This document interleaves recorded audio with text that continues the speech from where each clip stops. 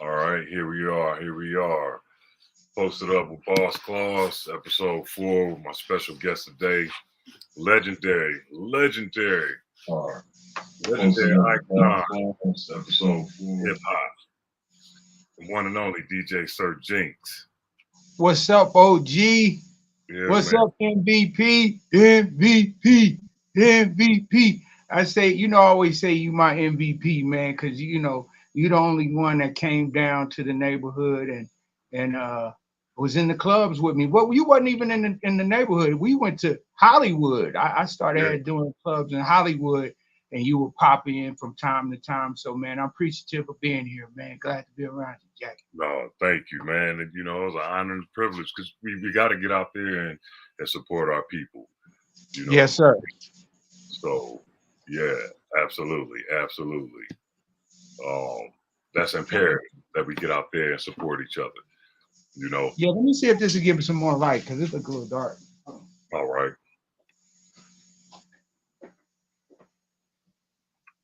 Let's see if that's that's a little better. I think so. What do you think? It looks exactly the same. Good. All Hey, good. my light that I'm actually ordering, I ordered a light today. It Uh-huh. is coming sometime. I looked on Amazon. It's on its way. It's a light that bring light. So Okay. we still here. Cool. Cool. We got moms up in here right now. She in the chat. And then my boy Oh, Nate sure. Real out of Texas. He up in the chat.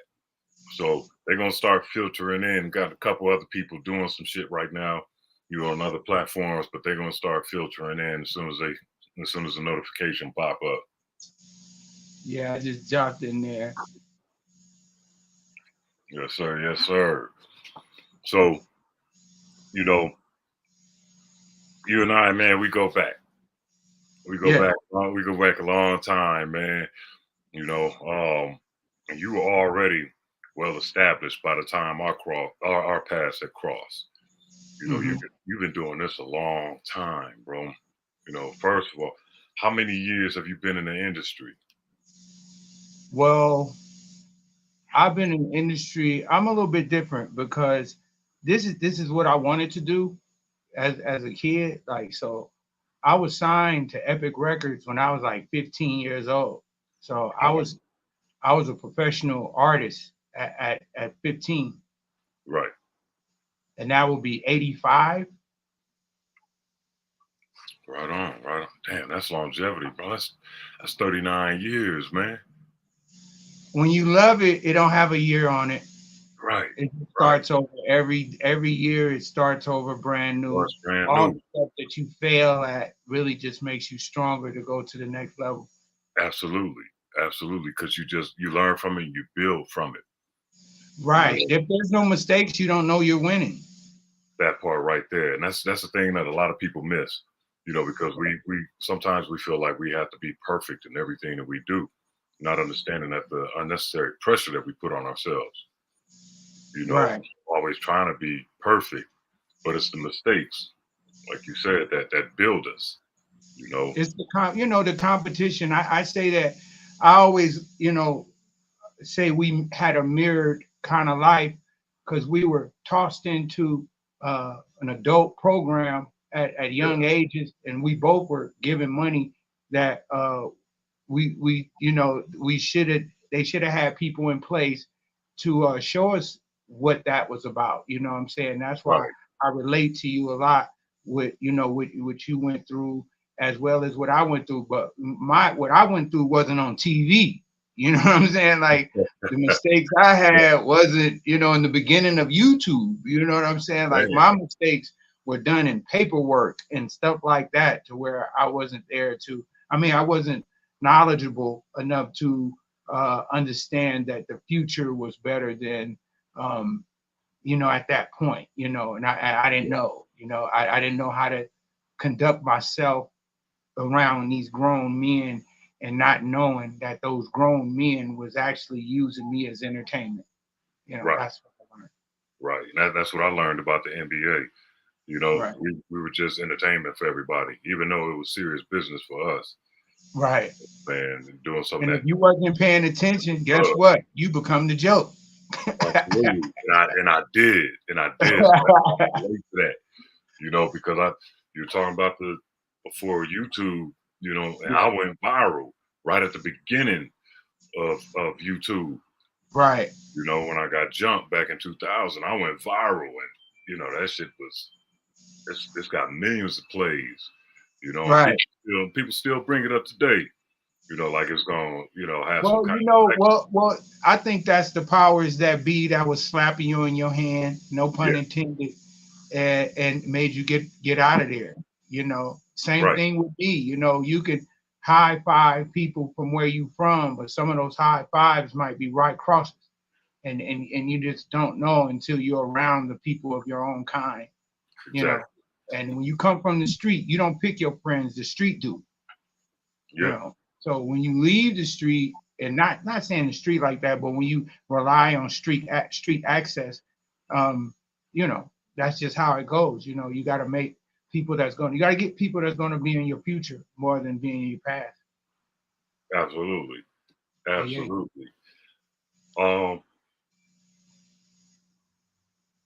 During our conversation, you know, our conversations always get heavy. Yeah. Because we touch on so many different things, and we just flow naturally, you know. Yeah, because you know, one of the things that's dope about our conversation is I'm talking to a dude that had 55 million, and you talking to a dude that sold 35 million. So at some point, it's kind of similar. Yeah, it is. It is, man. So one of the topics was the act, you know, the actors in the industry. Yes. You know what I mean? And the way people are moving. Right. You know, we send people on the outside looking in tend to think that people are, when the moves that they're making, they're bringing along their other people with them. You know, they putting down the whole crew with them. You know, when the reality is that sometimes the main dude is trying to eat the whole pie. He's not trying to split it up with the people that help him get there. You know, keeping everything to himself. Right. You know what I'm saying? Well, one thing is that we as providers, I'm a person that just provide for all what I do. And I don't understand the difference between manipulation and suggestion. You know, and when some people are suggesting things to me, sometimes it's based on a manipulation and it changes. So once I stop agreeing with the manipulation, then that becomes a problem. When you have old entourage people that seats are getting worn out, you know, their job is not needed no more. Clapping and high-fiving is not nothing that an older man needs in his later life. True. You know, he needs people to believe in him, not support him. That's over with. You know, so a lot of the people that get into the music industry or the entertainment business altogether, you know, it's very hard to know who's going to be there for a season and who's there for a reason. You know, it's hard to know that. And like when I talk to you, it's easy. I always had this joke with my homeboy Gangster. We had this joke. And I had made up a thing that I said one day rappers are going to be throwing money in the air like they don't care. And then another person got mad at me for saying that that's not true. And guess what? That became the thing. So with you, I could say you threw it in the air and didn't care. Right. Because in some people's situations, $1 million is a death sentence. Yes, sir. You know what I'm saying? It's a lot of people that can't even deal with $1 million, let alone 55, 100 million. You know, they don't understand the responsibility of getting $1 million. You know, and most of the time when you get $1 million and you buy a Snicker, you don't have $1 million anymore. You know, so $1 million don't work like that. You know, it don't work like, oh, I got $1 million. Click, you on the $1 million club. No, you got to be in the $1 million worth. You got to be worth millions. If you have $1 million, that's not really $1 million. because you're buying stuff and you're living off of it. So with us, you know, getting older, I started seeing that a lot of the guys in the past was not seeing those numbers. They was hoping those numbers was going to come out of my squad rather than them actually helping to see those kind of numbers. And like I said, to a lot of people, whether it been the dope, whether it been gang banging, whether it been doing anything illegal or whatever, $1 million was a death sentence. Yeah. So just think how what we had to go through in music to get anything out of it. And you got a lot of it out of it. And you still here, man. You still here. That's why I fuck with you. Yeah, it's a blessing, you threw it in the air like you didn't care, man. It's a blessing because for a while I was my own worst enemy, and I didn't see it. Right. Because to me, I was just living my life. I was just doing me.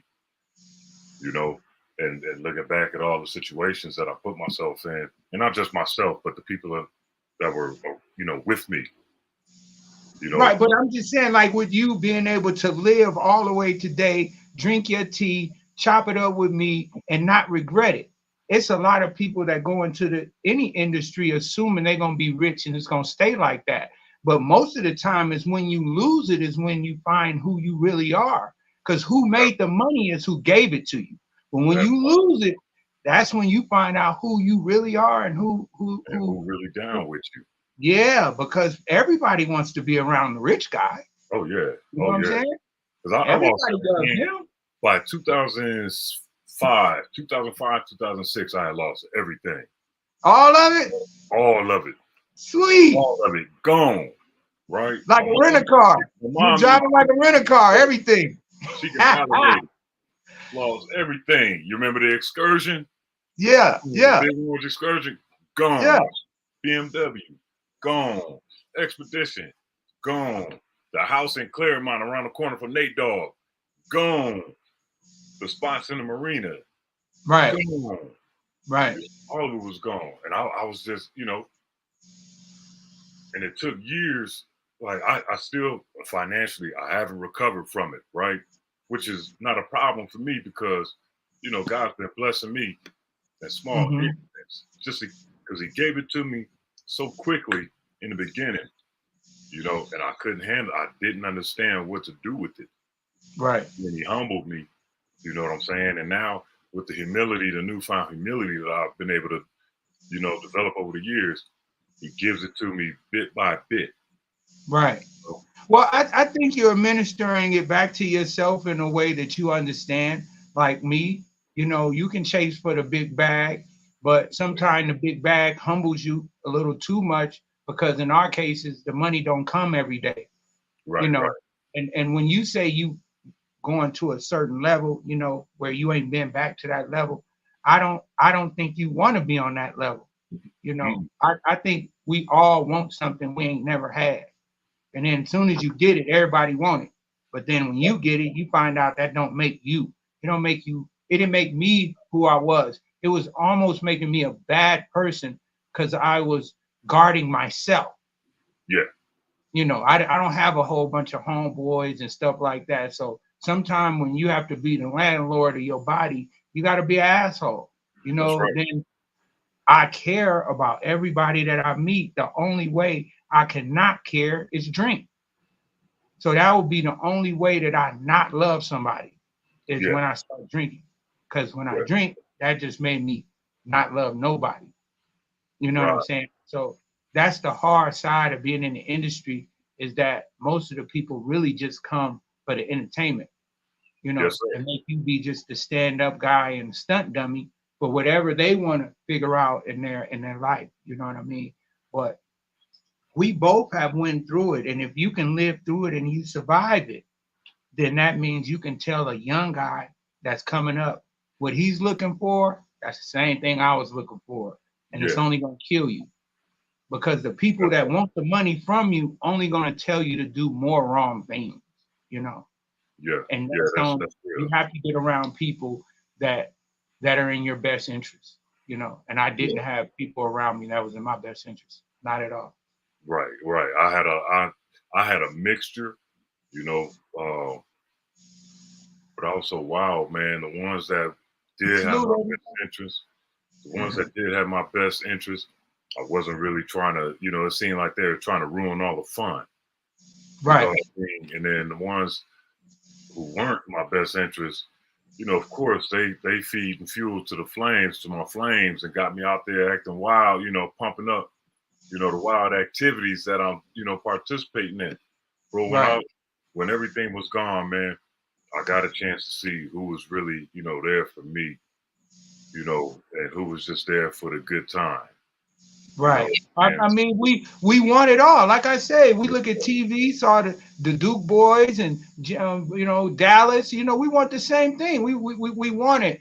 But do you want to live in a desolate area with one girl? You know what I'm saying? Like, for the Duke boys, you know what I'm saying? Like, do you really want that? So, and all the things that other people had in life, we really didn't know. We were just watching TV. And because there was no rich people in my family, or no rich people nowhere in my area, for me to even have a understanding what finance was about. Just so happened, my homeboy down the street, his name was Ronnie Smith. His mother worked at Cal Fed, and that was the only way. Not the only way. That was the first way, and the only way at that time that I even got a bank account. Right. Them record companies that give you a check and not even see if you have a bank account. Man, yeah. I was getting checks like they were like what do you call it? Like in school, the report cards. I had a stack of checks, no bank account. Yeah. And you remember, so I'll go to if I want to cash one, I'll go to a Knicks check cash and I'll go cash one of them, but I'll keep them all. You know what I'm saying? I thought that was how you keep a bank until people told me that the dates will make them expire. I had no idea about this. You know what I'm saying? I'm thinking money. I'm thinking a note is like a check. Like in Washington, D.C., a note. You have a note. So I'm thinking like, this is going to last forever. Nah. I found out those, man, I kept those checks until they wasn't good. And then they reissued them. But it's just stuff like that I had to learn that you can't keep a mattress a bank account. Mattress bank accounts doesn't work out. You'll hurt yourself bad with mattress bank accounts. Mattress safe. What they call them? Mattress safe. safe in the mattress is safe in the mattress. Safe in the mattress is safe in the bank. Right, but I didn't know. So, you going out and you spend $100,000 knowing that the tax is at what it is, and up top you owe about $30,000 off of that. So you know what that number is. You buy a car for $20,000, you damn near finna go in the hole. Yeah. Nope. Nobody didn't see that coming. Right. And this is why it's so crazy. We weren't taught financial literacy. No, the record companies did not tell the people why they were giving them that money and what interest rate they were actually getting the money on and what was the payback percentage. Nobody knew that until TLC. Right. Nobody knew that until what was it? Tony Braxton was the first one that started with that. Started with she got 90 cents off her record or some shit like that. You know what I mean? Those are also financial situations that we got ourselves into that we didn't know was going to be as valuable as it was, as it is now, Right. And they do it now in the league now because you guys have, you got to guard you guys. But I remember when you was there, that was damn near the farm. You was still walking in the back of the farm then. Yeah, I sure was, man. And I was best for the girl right across the street from the farm. What was that, Charleston something? Man, right on Osage. But it's a place right behind it called something, whatever. Go ahead. But so it was nothing to. Okay, I got a game. All right, finish the game. Now I'm gonna just walk across the street, go chill with her for a while. Right. Charleston Square, I think it's called Charleston Square. Charleston Square. Yeah. What does that name sound familiar? Man, with the whole gentrification thing, so much has changed in that area. No. This is the black people that was behind Inglewood. They're very proud of. Charles Square been there for years. You're talking about the community that's right there. Yeah.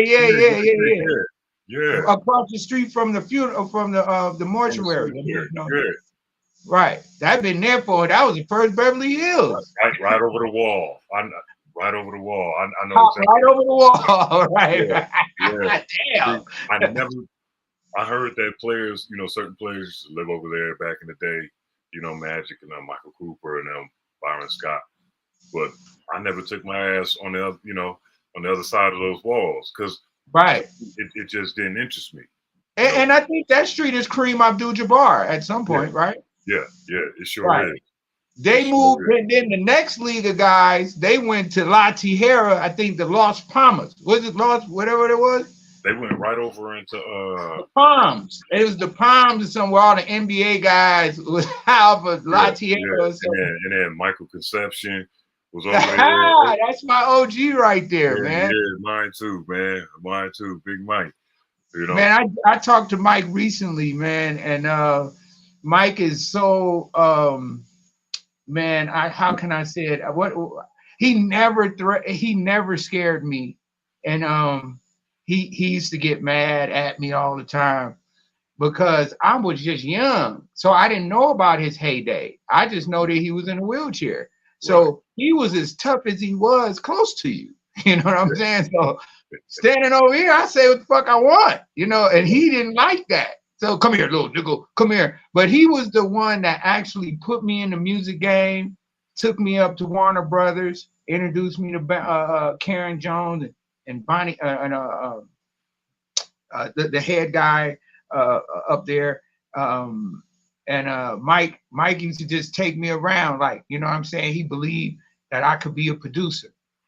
And then when I came to Mike, that's when I was like, we should do something for the street. And this is how All in the Same Gang happened.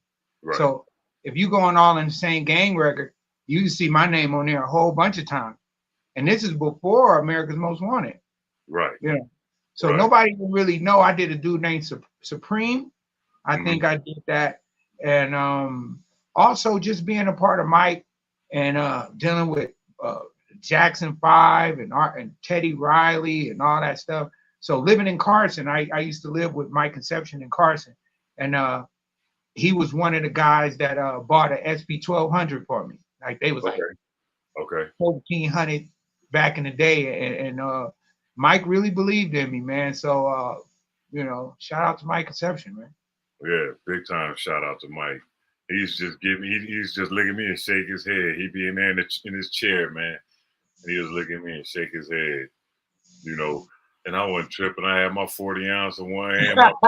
40 ounce. Like I said, to me, I was just living life, So look, the crazy thing is one time I'm doing me and the feds, they hit my account. They seized my whatever. And so I didn't know nobody that talked like that talked anything like that. So I called Mike, and Mike sent me up there to one of the banks, and they made a cashier's check for me. Mike gave me some money, right? So then I figured out the stuff with the IRS, got it all figured out, everything straightened out. So I went over to Mike's house, to give him his money back. Yeah. So I push on the horn, because his house, he got the biggest house on Sepulveda. So so a light come on, and then I'm like, boom, boom. So then a dude come out, and they come in, walk in. So, you go in, walk in, see Mike got big old house. You go into the wings. He got wings on the house. And then he's like, what the fuck is wrong with you? He said, I got neighbors. I was like, man, I'm sorry. I didn't think you could hear me. He said, I can fucking see you. And it's a big ass goddamn. He had cameras everywhere. He said, I can see you. I said, I didn't know you could see me. And I was like, I was trying to give you your money. I went to give him the money. He slapped the money out of my hand. I don't want your money. Mike just wanted me to come through. He didn't want no money. He didn't even want the money. So That's the kind of dude he is, man. He'll get real mad at you, but inside there's a real heart inside of that guy that will really surprise you every time. So everybody's experience ain't everybody's experience. So whoever had their experience, my exception, they can have their experience. But my experience was nothing like that. Just like my experience with Suge Knight. Everybody cannot like Suge Knight. But my experience with Suge Knight is totally different than everybody's. So I can't be in the same boat when he knew how to use y'all, and I should be mad at them for that. No, they never mistreated me ever. Suge Knight gave me $30,000 for no reason. That's what's up. That's what's up. And then people was like, "Oh, you signed to Death Row, you da da da." And I don't even think he remember giving it to me technically. He probably didn't, because I heard he was a very giving person like that. He asked me how was I doing in the club, and I said not good. He said, "Meet me at the Row." That made my, because our Tupac was dead already. Meet me at the Row. So I'm like, okay. So I go up there, and then he working on some stuff with some groups and stuff, and he just told the lady to write me a check and get it together, you know. And I like I said, it's no real root in the air for anybody. It's just everybody has different relationships with different people out here. So when we were back in the day, some of the dudes that could have been your best friend was only an enemy because somebody else started trouble years prior.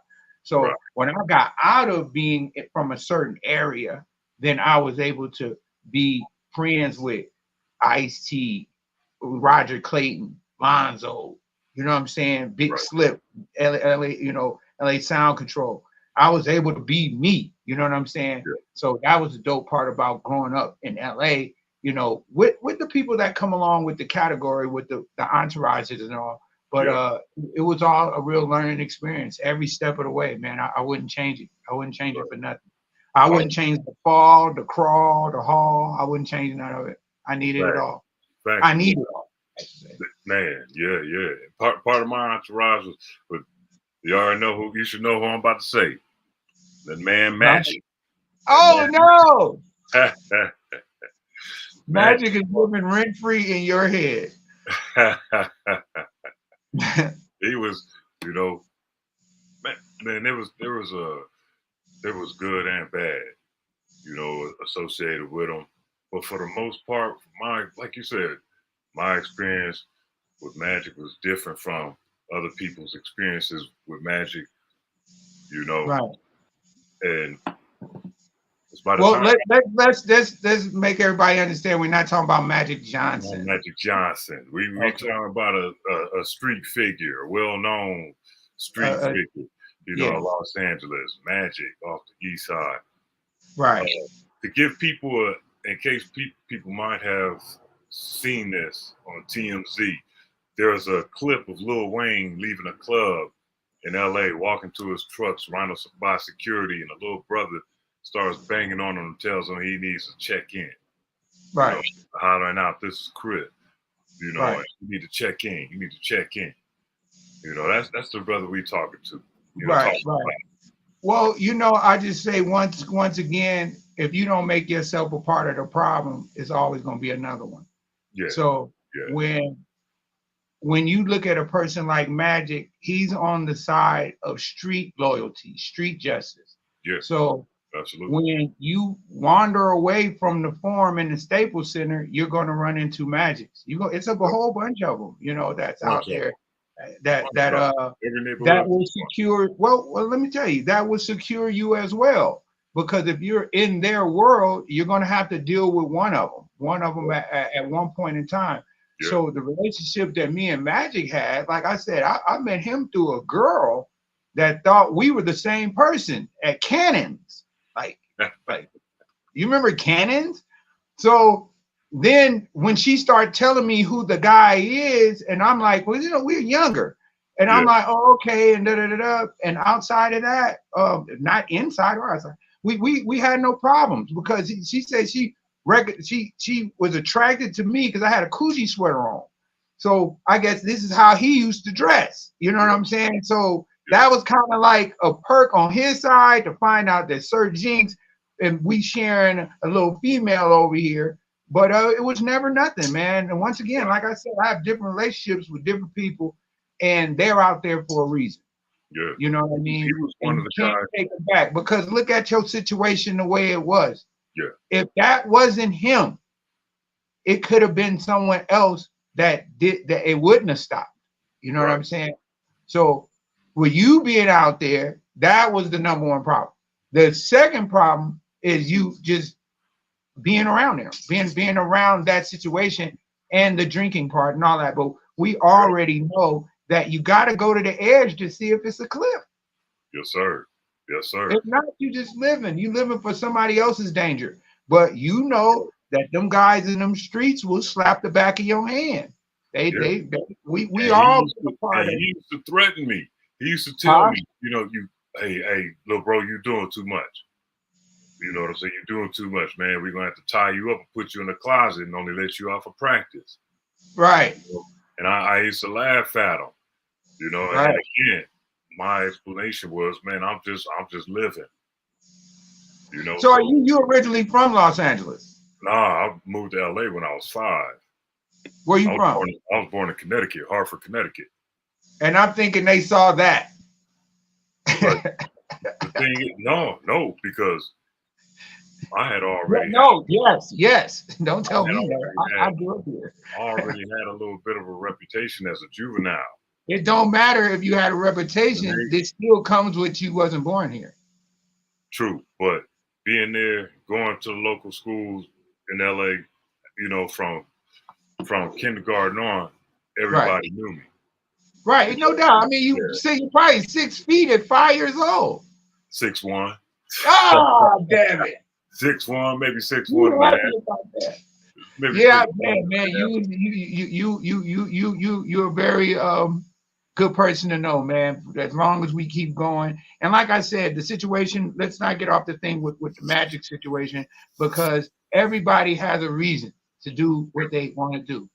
Yeah. And all you have to do is give them the reason. Mm-hmm. You know what I mean? And when you put yourself in a place to give yourself an option, then you take away your reason, because now it's options. Now it's options to be with a person that they telling how much money you got on TV. Right. Like, we knew how much you was making through TV. It wasn't even no internet. Exactly.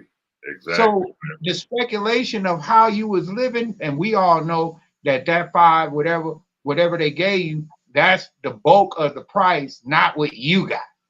Yep. Yeah. Nobody, we didn't know that till later. Right. A lot of people thought when people was getting them, Shaq was getting them numbers, we didn't know he was under 25. 25 brings you up over to 30 point something in taxes, damn near close to 40%. Yeah.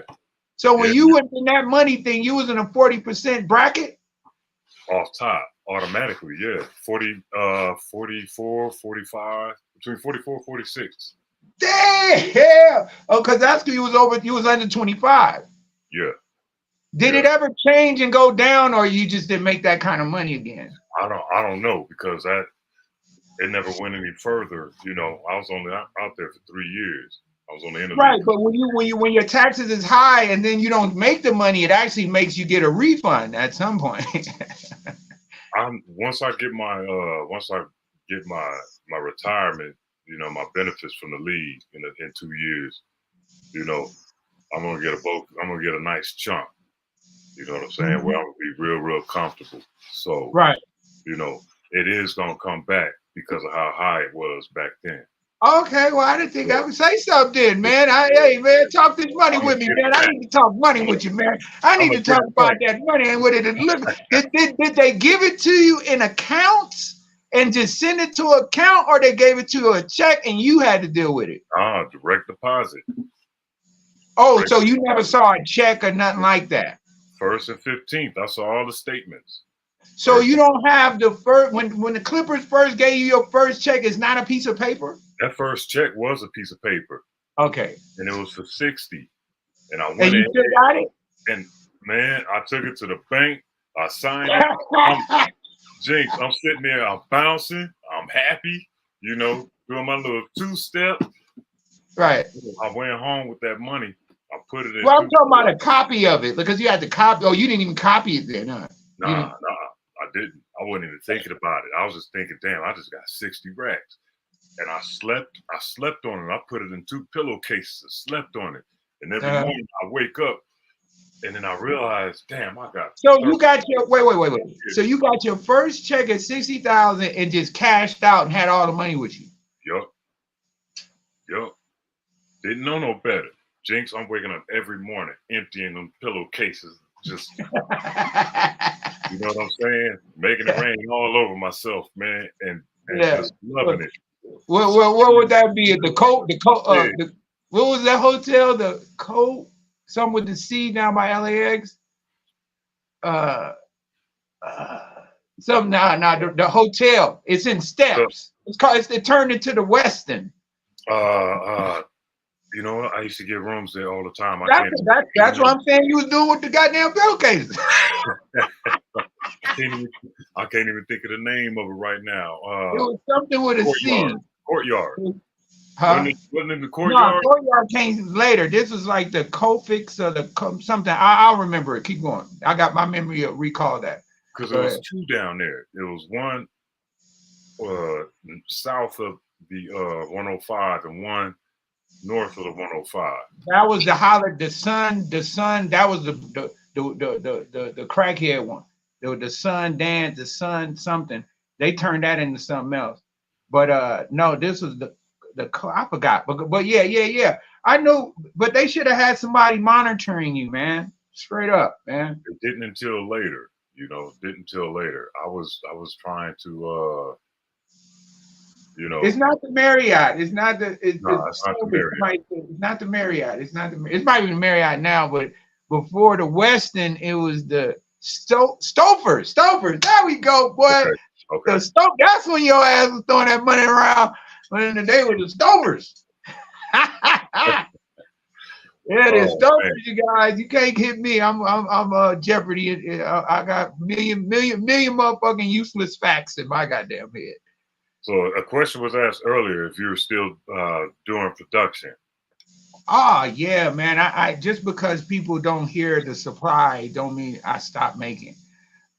Music is something that is going to be a musical. It's like a math equation, and every time you get to a certain level, you get to another note. You get to another understanding of emotion. So I can explain my emotion in the music to where now can I predict my emotion? Right. You know what I'm saying? Can I someone else's emotion? When people think they draw from their past, that's not really being an artist. Mm-hmm. You have to draw something that's not there. Yeah. You have to draw someone else's happy face. If I draw a happy face, it has 2 dots in a smile, and it looks like Obama, I'm the man. But if I do that and I say it's me, nobody's ever going to believe it. Mm-hmm. So my fascination with art is making a happy face look like something. Right. That never stops. That never stops. Amen. Even with the new music and people moving away from the root note, people moving away, like just in basketball, they scared to take it to the rack. This is why they're making threes. Mm-hmm. Yeah. So we all know that. So when I do music, I know they're scared to go to the chorus. Right. They're scared to go to the modulation of the vamp. They won't go to a turnaround in the middle of a 4 to make it start over again to go to a pre-chorus. They scared of that. So this is why I know I'm always have a place in the music, is because they're not adding up to the emotions of a human. When we have an emotion and somebody makes you cry, somewhere in there you're gonna laugh because you can't fucking believe it. You go, I can't believe it, you're still crying. These are emotions that writers have when you're in depth with the song. When you have a surface topic, like I like her, that's a surface topic. When you are a writer, it's not about liking her. It's about, how can I say it? It's about, is she likable? Mm. You know, and go deeper and deeper and deeper. And then is she respectable? Uh-oh, now we changing it. Oh, is she not? So the surface stuff is easy, but everybody hears your surface and nobody hears what's under. So when I do music, I'm working on like emotions in music. When you deal with frequencies and different frequencies that I can predict. So now I don't do music where I'm guessing. I'm guessing. It was on. I don't know why I didn't say so. Why I didn't say that? That's stupid. But I'm not guessing. I'm actually going into the frequencies of how the actual key is.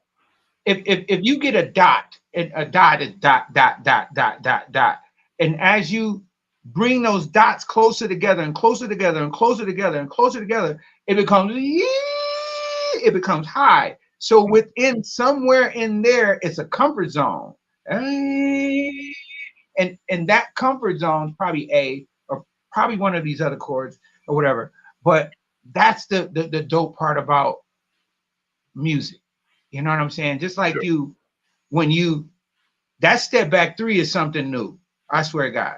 The niggas was not doing that and got motherfucking Magic Johnson days. They was not doing that step back 3, bro. Right. Are you fascinated with the step back 3? Well, no, because now they're traveling. They're actually traveling when they do it. Right. So, but once again, it's fascinating to see that now you can tell the kids at your camp how to do it correctly. But you wasn't teaching nobody doing step back 3s 10 years ago. Right. That's true. That's why you love the sport. That's true. Anytime I taught a step back, it was mid-range. You know? Yeah, oh, come on, man. You didn't have to step, you'd have to tippy toe. That's true. Yeah, for me, yeah. You didn't even jump. My shorter students, got to show them how to create that space, you know? Well, speaking of space and rotation, when you teach the children to throw the ball, are you teaching them earth rotations, or do you teach them reverse rotation? Reverse rotation. How do they make it go this way? Why does the ball go that way, like the earth? Are they doing something right or wrong? No, they're doing something wrong, because when they're releasing the ball, they're supposed to snap that wrist, you know, and they're sitting there.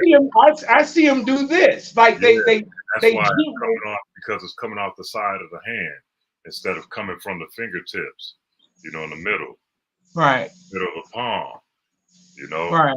They're sitting there just flicking it. But do you think that a person that knows that it's going to be a bank shot would deliberately make it earth turn? Yeah.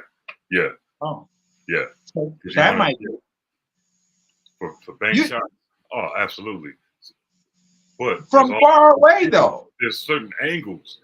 If you know angles, then you can keep the same rotation every single time. You don't have to switch it up unless, for example, it's Kyrie Irving going in for one of those pretty layups of his.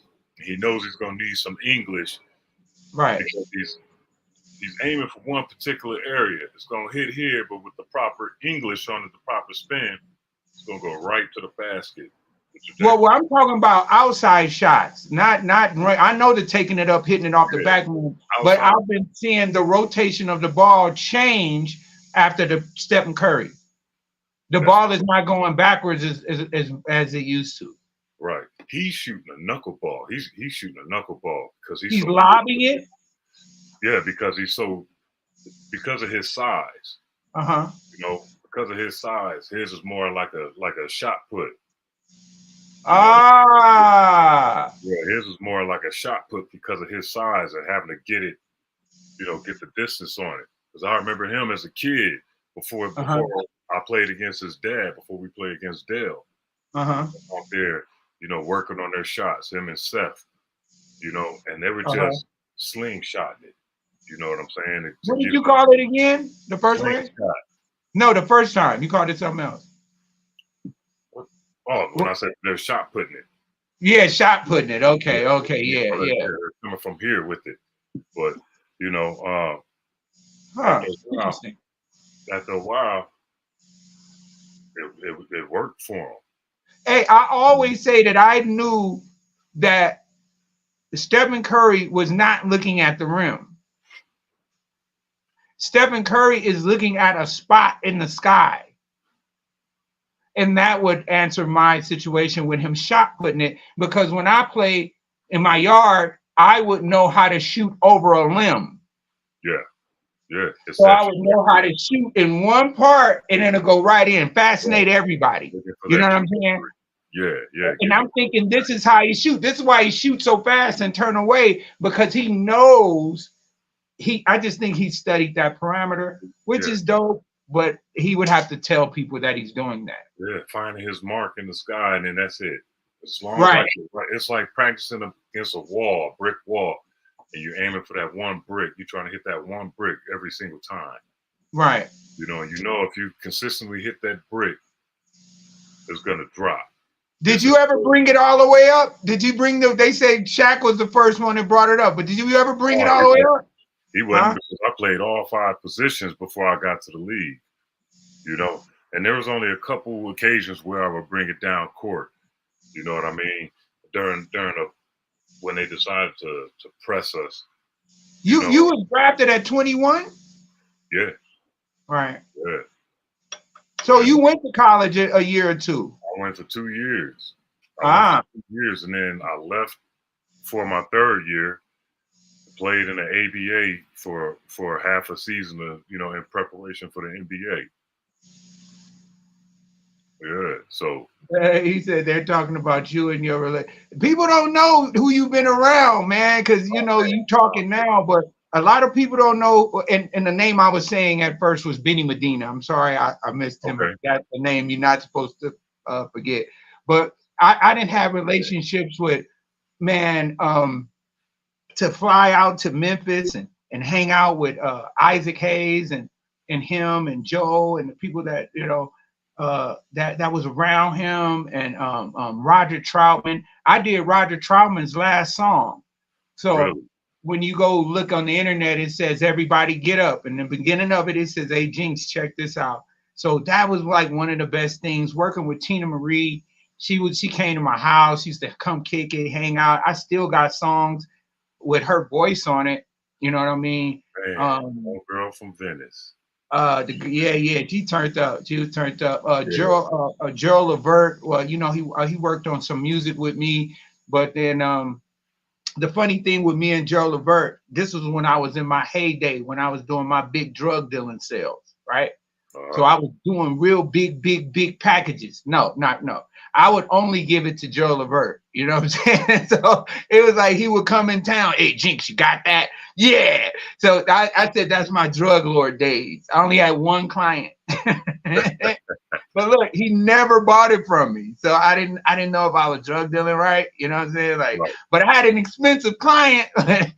But I knew so many people in this music game. And shout out to my guy in the sky, Ike Turner. My record I got out right now called "What's Your Motivation?" I got Ike Turner talking on it, because I got acapellas of Ike Turner. I had reached out for Ike Turner to come into the studio, and he came. He thought I was going to be I wanted him to sing or play the guitar. He brought his stuff, and I just recorded him talking, just saying all kind of stuff. And he addressed what's love got to do with it. He said it was all lies. He said they just put her in a movie and just to talk bad about him. I don't know how he was as a person a long time ago, but when he was in the studio, he wouldn't even curse. You know what I'm saying? We was acting on the motherfucker and talk like that. He was like, can I talk like that? He was really, really, really respectable. Left me with some good gems. If y'all go listen to the "What's Your Motivation?" Those are real scriptures from Ike Turner. And he had a whole bunch of little riddles that he used to always say. And I still got about 2 or 3 of them that nobody has ever heard. So whenever I do some music, I'm gonna be like, Ike Turner is still talking because he used to talk a lot. And then I also got this right here. This is the dope right here. Right. I'm probably the only person in the world that has this. Wait a minute, watch this. First, I need to learn how to spell. Okay, where is it at? Tupac. Let me get it right quick. I have this a while ago. Oh, I'm searching the wrong place now.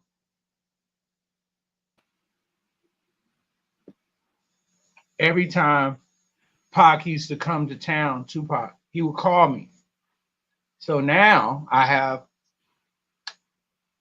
this. I'm in town, Tupac, he would call me. Okay. So now I have. Oh, that's y'all. Wait. I have this. It's playing the echo. Hold on. Okay. So now I have. 1 second. 1 second. So this is stop. It's playing the echo. Okay, that was playing the what's called it. But check this out.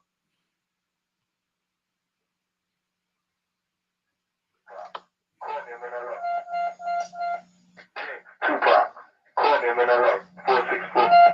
Jinx, Tupac, call him in LA, 464-8344, 149.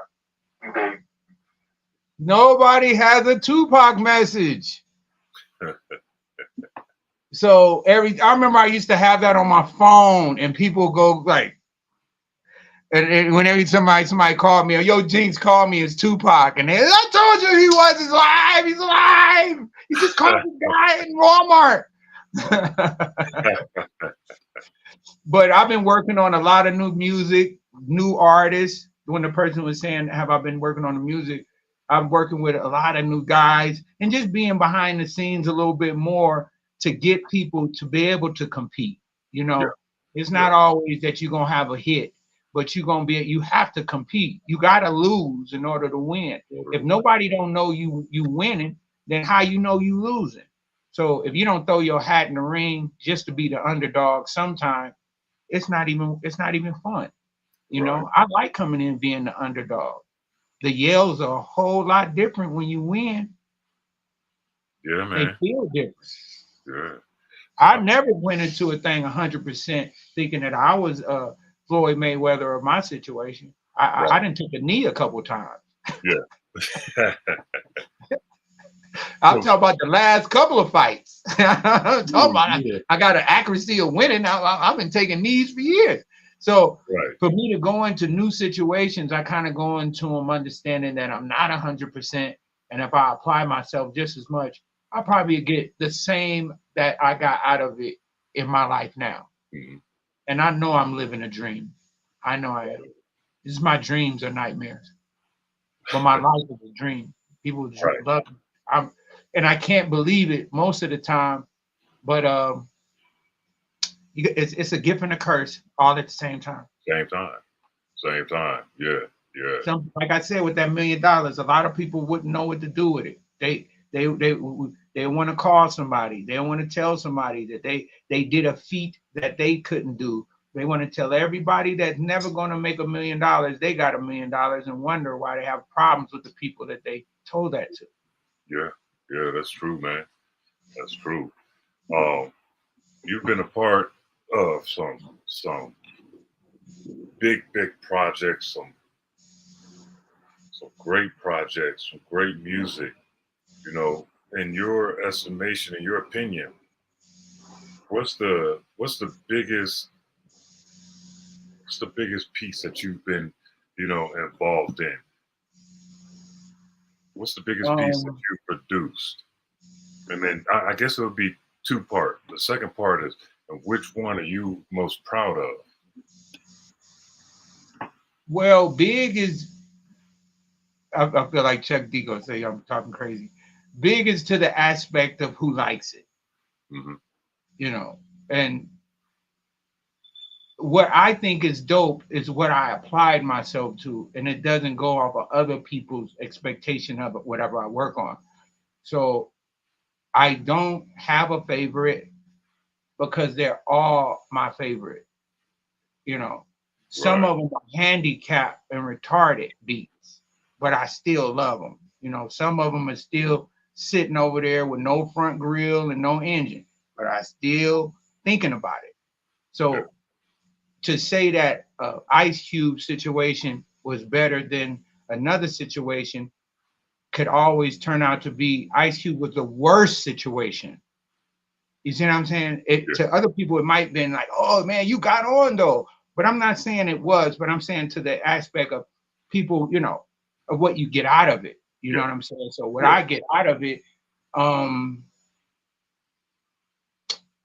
once again, it'll be me telling people what I worked on rather than them telling me what I worked on. You know, because I worked on, and one of the things that come out the hat right now is organized noise. Back in the day, you know what I'm saying, with the Dungeon Family and the stuff like that. Yeah. You know, and I had my hand everywhere, man. So I can't say that Kool G Rap album, Live and Let Die, was better than an Exhibit record. You know what I'm saying? Right. The timeline that all of them played, they played the same character. And every album I did, the Yo-Yo records, all those, they played a part. I didn't play a part with them. I played a part to help them. Right. You know what I'm saying? Right. So I wasn't like, I was the best producer you can find because I wasn't putting a signature on people. You know, I didn't work with this person and say, act like this way, and then work with this person, hey, oh, act the same way. So this is why I was able to work with Rage Against the Machine and Ray Charles and stuff like that, because I didn't have a favorite. Right. And I wasn't stuck in the saying this is my style, and you know, Cube music sounds different than G-Rap music. Oh, see, I got the clip show on. This thing is starting to hurt. Just like it did to you. That motherfucker started hurting my head. There we go. See, that's the Jinx I know right there. I tried to play it. It started hurting me too. I probably got a gash in my head from that motherfucker. But in music, working with Tony Braxton, working with Sounds of Blackness. Every experience is almost like something that you needed in order to go forward. Because just because you got paid for it, don't mean you paid for it. You know what I'm saying?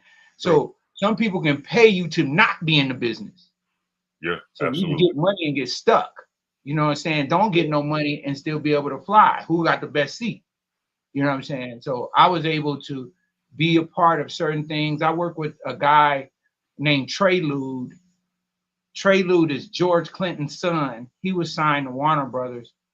So I can work with anybody. You know what I'm saying? I become what the artists want to be. I don't really have a stamp of what I want myself to look like working with them. This is why all the artists I work with, they can fly. It's a one-seater. I didn't try to be all in the videos. You know what I'm saying? Too soon? Yeah. I love to see our artists do well. And whether we get along or not get along, I still can't shoot my own Frankenstein. Just because they're not my friend don't mean I didn't do my job. You know? Right. I did my job. So when the music, some of the music might have a bad taste to it to make me say I don't like it. Rather than I just generally don't like it. Nah. The worst song that I would pick will be the Trelude song, not Trelude, excuse me, the Trespass song for the movie Trespass and Looters. They changed that song about 3 different times because they kept saying controversial stuff in the song. Really? By the time we got to the finished version, they couldn't call it Looters no more. They had to change it to Trespass. So that song was changed around so much with Ice-T and Ice Cube. It was changed around so much. I hated that song. I just hated it. But now in today's time, I love it. It's still one of my kids. I love them. Some of them are retarded. Some of them got a birthmark in the hair. You know, some of them can't see, but I love them all, man, because I like this one dude named Giorgio Modern and Giorgio Modern or something like that. But anyway, he did Donna Summer's music, you know. So Donna Summers was the Beyonce of disco, Yes. you know. So he also did Daft Punk, you know, but nobody really got into his own music. So his own music, same time as The Weeknd's music right now. Damn. The same guy did Scarface. I didn't know that. Right. So at some point, you know what I'm saying? You get to live these different times with the music. Right. So with the Giorgio Modern guy, you don't listen to his music. You listen to Donna Summer. Yeah. So that meant so much to me. I start putting out all my music because my music's this beacon of hope for people to see how far you can go. It's not how far I'm gonna go. It's how far you're gonna compete with me because I really had no love in the emotion of the song. I just have love for a song. So some people put a lot of emotion into a song and stay in a certain place and don't be an entertainer. They're just being a waiter. You know, they just wait so long because they don't know how to do music for other people. So when I started doing music for other people, it started making me so comfortable with helping them be them. Yeah. So if they had an idea, I'm probably the best wingman you probably could have. I'm like, yeah, those are dope. Let's ride with that. Hey, no, I got this for it. You know, anybody that knows I do music know that I'm so excited about finishing it, not working on it. That I get upset. We'll get into an argument. But when it's finished, we friends. We working on it, we not. Right. Before we work on it, I don't know you. We work on it, we ain't friends. We make a hit, we friends. We got something in common. But until then, nah. I'm very personal when it comes to making music because I can give somebody a serum that can hurt them.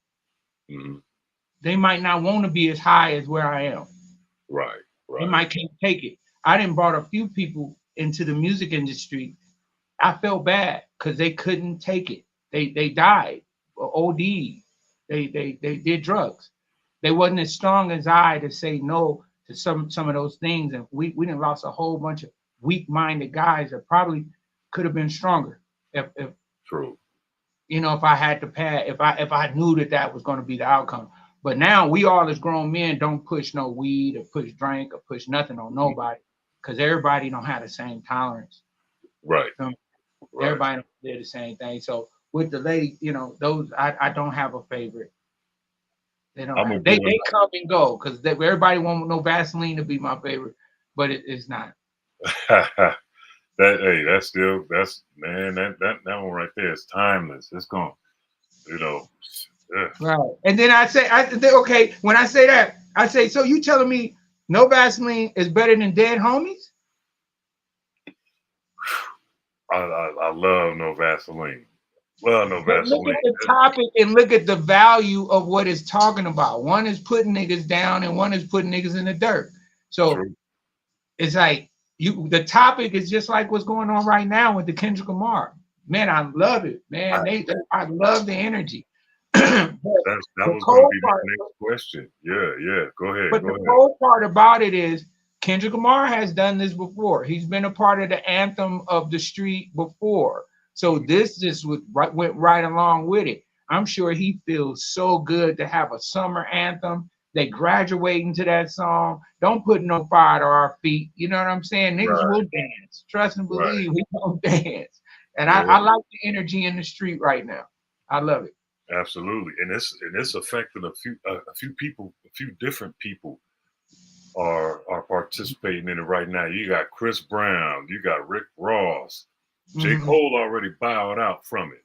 Yeah, you know, he bowed out and apologized, you know, for whatever reason. He didn't want it. Nah, he didn't. You know, right? And they But thought, the cool thing about it is, I saw a movie once. Wait, it wasn't no movie. This is real life. And a guy had killed this lady's daughter, and they were in court. And the lady said, "What did what my daughter say?" And he said, "I won't let you hear that come out of my mouth. mm-hmm. I would want you to remember your daughter's words." And they thought that was real dope. And that really just stuck with me. So with a lot of these diss records, some of it shouldn't be coming out their mouth. They're going to regret it. You know, Right. You know, joning and bagging and stuff like that. It's all good. But when you start mentioning the side people that are picking up the bag, wanting the same energy, they're probably not going to get the same thing. And their fans are going to hear them say something they wish they wouldn't have said. Yeah. That will make a fan stop liking you if they hear you say something they don't like. Yeah. And all you have to do is just say something else. Mm-hmm. And when people wanting to get involved with these freestyle battles, you know, that's dope. I love the competition. You know, it's definitely been a feud going on between the light-skinned guys and the dark-skinned guys. You know, it's definitely neat. We you know, this is like the LA riots, but the problem was the Koreans. No, right. It wasn't the riots. It's the goddamn Koreans is tripping. So now, no, it ain't no problem in rap. It's light-skinned and dark-skinned people tripping. And light-skinned people get a little bougie, and sometimes they need to get slapped on their motherfucking ass. Come on. That's just flat out what it is. We let y'all since Stephen Curry, man, we let y'all have y'all light skin run. All light skin come out. Michael Jordan, we put Michael Jordan in a box. We put everybody. Michael Jackson got lighter. You know what I'm saying? Everybody, we gave y'all enough from 2000 to goddamn 2015. It's Come over. on, Light skin man. run is over with. It's over. We are tired of light skin bullshit. Straight up. That's what happened to Drake. It's not no rap. It was all light skin, dark skin jokes. Absolutely. But you know, man, the hip hop world is definitely on fire right now, and I'm happy for it because you know it's making people go into their bag for real. Yeah, and now after Kendrick Lamar, man, you're gonna have to really do research. You can't be like, I saw you outside. Nah. You gotta be like the moon lined up and that's when your moms got married. Like you got this nigga did some I said that Kendrick Lamar attempt at doing the best thing at the diss record. He's done the best. He's at the top of the list of the most antics that you can possibly do in a dissing competition. Game was in this. Game has an award in the diss record competition because Game has the longest diss record ever. So we need to get the diss awards on what really happened, and a lot of them niggas in Memphis can't show up because they pretty much kill each other. So. Yeah. They don't play right. They play real hard over there. Don't say nothing about no Chicago, Detroit. Nope, don't bring it up. We have no beef. Nah, just jokes, just rap. So yeah. They we're gonna need a diss awards, and no Vaseline definitely got to be like the soundtrack to it. That was a nice song. Man. That shit. Hit 'em up is a nice song. Hit 'em up is everybody always say Hit 'em up is one of the dope songs. Now, I like Tupac and Noble and all the guys. And, Shout out to Outlaws. Yeah, I don't put them in a category because there were two different times, and the cool part about the Ice Cube part is he was the only writer. So DOC was already in the accident, so it was actually no one to respond. So he could have looked under the money and wrote this record back to itself. Right. Like that would have been. but we wasn't on no stuff like that. So that's what pretty much I think what happened with the NWA thing is they really didn't have no respond to it, and then it was already they were already broken up as a group when No Vaseline came out. This is why Niggas for Life album cover was a painting and it wasn't a real picture. Right. Because they already had problems. So, but We No got Vaseline. we got a different question right here. Okay, what is it? I hope it ain't a bad one. This Lil Jinx, did you meet Superhead when she was with Cool G Rap? Excuse me? Did you meet Superhead when she was with Cool G Rap? Yes. Yep. Karen, that's her name? Yeah. I met her too. Let's just say I thought she was basic. But she was really basic. Yeah, she was Out basic. of Arizona. I mean, but when you look at where G Rap and them come from, you know, they kind of gloat over Puerto Rican kind of women. Like they that's what they look after. So to go to Arizona and meet a light skinned red bone like that's right up his alley. Yeah, absolutely. And she was around. But I'll tell you, man, she made whoever asked that question, I have the craziest story about Corinne, that's her name. And she told me. So she was in the car with Exhibit and Puff Daddy. Now there's three sides of this story. There's Puff Daddy's story, there's Corinne's story, and then there's Exhibit's story, right? But one thing about her story that she said that has nothing to do with what she do is the reason why she wrote the book. She wrote the book because of that day she hung out with Puff Daddy and Exhibit. Right. It's in the book. If anybody got the book, it's in the book. She said Exhibit told her, but what happened was they were sitting at a table, and this is everybody's story is lined up here. Puff Daddy leaves. Everybody's story match up. Whatever Puff Daddy was doing, everybody's story changed, right? Yeah. But they all at the table, here, her, and him. So Exhibit had like a medallion, a Rolex medallion back in the day, long time ago. And she says she liked the medallion and whoopty wham. So Exhibit was like, well, I'm gonna give this to my son. Whenever I get jewelry, I'm gonna give it to my son. You know, logic of a young person. And so she fell back and had a cloud moment. She made the book for her son. Damn. So he can always have money off of her frolicking. She got all that shit off Exhibit that one night. So hey, Corinne, man, I hope you stop doing what you were doing, but hey, you can't stop a hoe from being a hoe, man. You can only give her you sure can't. You only can give her a hoe to go down. That's all. But yeah, she was a real cool person, man. And if nobody most girls in Arizona, I mean, it's a small network to be able to run into a person like a Cool G Rap or the other guy. What's the other guy from Family Matters? Wasn't he with her too? Darius, I think. Darius McCrary. Right. Yeah. So when I knew a lot of these females in the game, I wasn't with them. I was always the dude in the you know, in these reality shows that when guy come into the studio, hey Jinx, I want to play. All right, man, I'm gonna wrap it up for a second. Y'all have y'all conversation.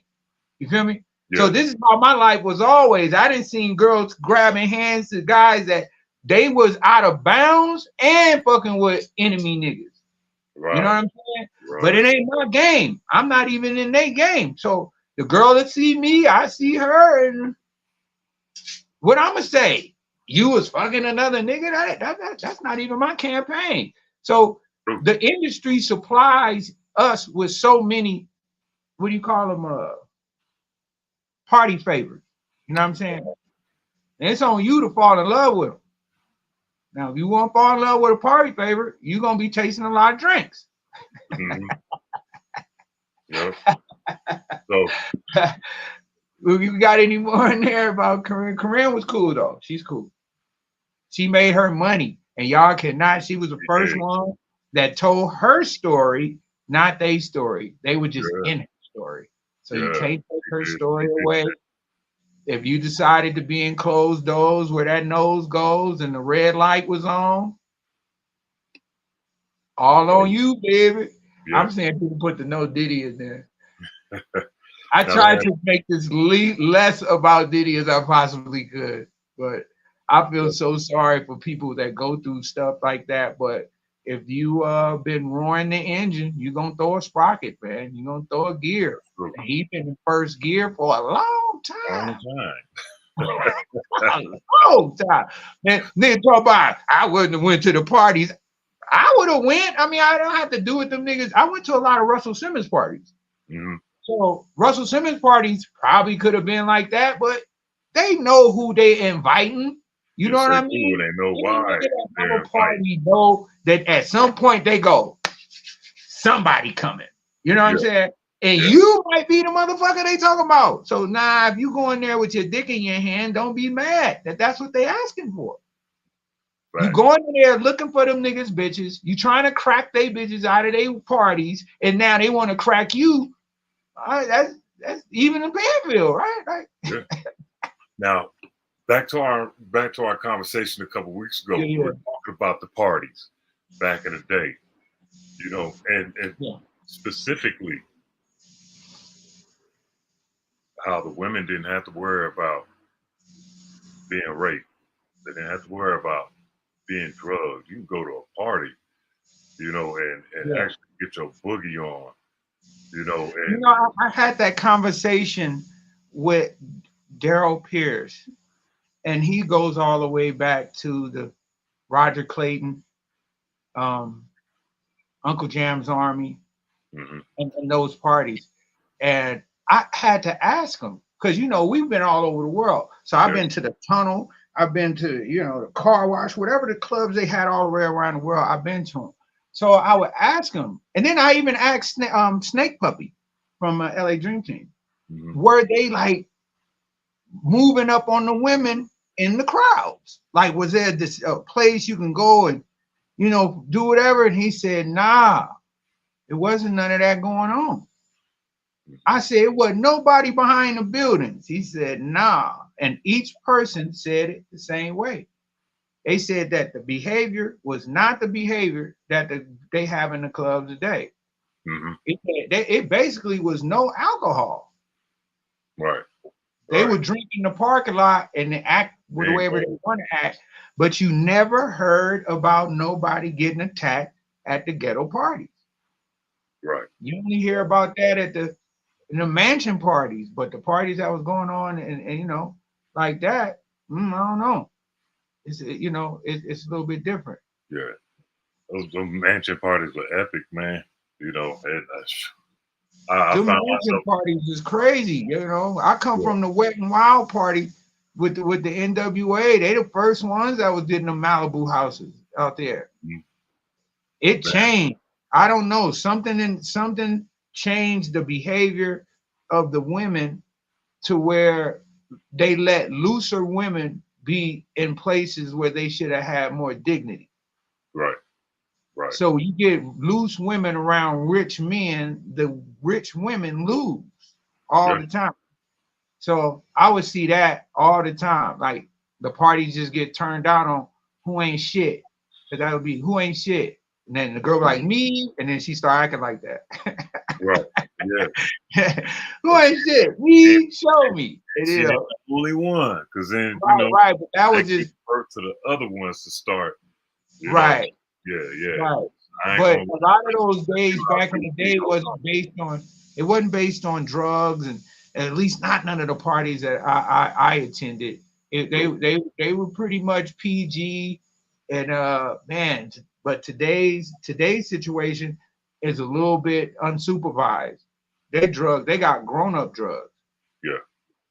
Back in the day, dudes was on Sacco and gin and weed in the paper. You know, that's probably how far you went. But anything outside of that, mushrooms and PCP and angel dust and all that shit, no, that wasn't around my environment. 98, 99, 2000, that's when the ecstasy phase moved in. Right. So you start seeing that, and it wasn't just at the mansion parties, but now it's prevalent. It's easy to find in the strip clubs too. Well, that's just if you want that type of behavior. They say ask a stupid question, you get a stupid answer. Right. So right. when you look into certain things, but one like I told you, I'm not being a motherfucking Bill Cosby. I ain't saying y'all should pull y'all pants up. I'm not saying that. I'm just saying I know that when you have low self-esteem, you go other places to find it. So where we were doing a long time ago, my self-esteem probably looked like it was on 100, but it was probably on steroids. Mm-hmm. Yeah. You know what I'm saying? Until I stopped the steroids, I got happy after. I don't do steroids, but you get what I'm saying. What's the P word? Preservatives. When I added preservatives, and I can see the difference of how I applied myself with it and without it. Right. And the only people I was doing it with was losers. Mm-hmm. I was trying to win with losers instead of winning with winners. Right. That's what changed my whole get down of how I socialize. Because you can be, like I say, a beacon of hope. And if everybody teaches you how to drink and do smoke, then you're going to teach everybody else to get off the line they own to do something else. We good at it. I'm good at teaching a girl how to drink. I'm good at teaching niggas how to do stupid shit. But it didn't work out for me. Right. You know what I'm saying? That wasn't an achievement in my life. So I had to figure out what was really there for me and what was going to make Sir Jinx happy. And most of the time, it wasn't none of the liquor, the alcohol, none of that. The loser brought that to the party. True.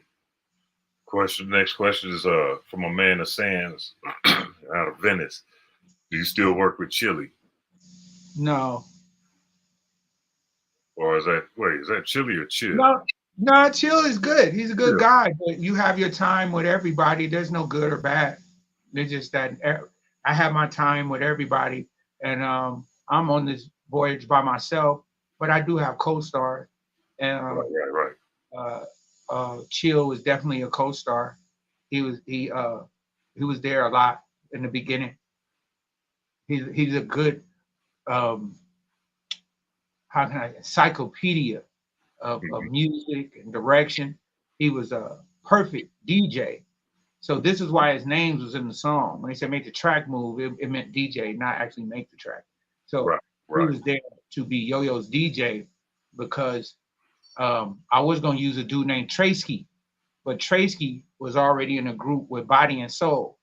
So he said, oh man, I got another dude that can scratch and do all the stuff that a turntablist kind of DJ. So he introduced me to Chill. And Chill not only knew how to DJ, but he was like almost when I moved to the Inglewood, like when I moved over there, crazy Chill turned into my Crazy Tunes, to where when I lived on the west side, Crazy Tunes was there. So Crazy Tunes was dope at making mixtapes. Like, you know what I'm saying? Like we talking he get the little clips from, how to make a stove, or here now we have the perfect situation. So this would make me and him gel so good together. This would make Chill come all the way from Inglewood and make us all come together. So to make a lot of that music together, it was like a good like in yours, a good staff. What is it? How many? A good team, good season. We had some good seasons together. Yeah. Me and Chill had some good seasons together. But we don't work together anymore because he does. We're older now. It's like I said, it's no good or bad. You just kind of hope that we can come back to a situation where he has just as many hits as I have when we ever talk. That's what's up. I want to open the floor and give my viewers an opportunity to ask a few more questions for you, because I know they're holding back. So at this time, shout out to everybody in the chat. My man Goo Show, Cinderoni, Sands, Wano, Black Dog. I saw you up in here. 448. I'm the captain of the fuck. Shout out to everybody that slid LA through. Posse, yeah. Wayne Parker, you know. Yeah, I've been doing this thing in this West Coast, man, to be an even narrative because two sides of the party gonna have two sides of the story. Yeah. And I was able to hang with the Ice T's, African Bambatas, and not African Bambata, Africa Islam, and with the Zulu Nation and stuff with Ice T and Henry G and Evil E and those guys, Right. And then also be able to deal with the the Battle Cats and all the other people. It's like at first hip hop was like a little community, it was goofy at first, you wasn't the end guy to be Right. to be a rapper, and then this is where we all end up being friends. The street signs made us not be friends anymore. Mm-hmm. But the music made us all be associated. But once the street sign came, then it was like, oh, he from over here. Oh, he from over here. But at first, hip hop was getting away from that. We not from New York. That's it. And then they started saying we not from Inglewood. We not here. We not. Da-da.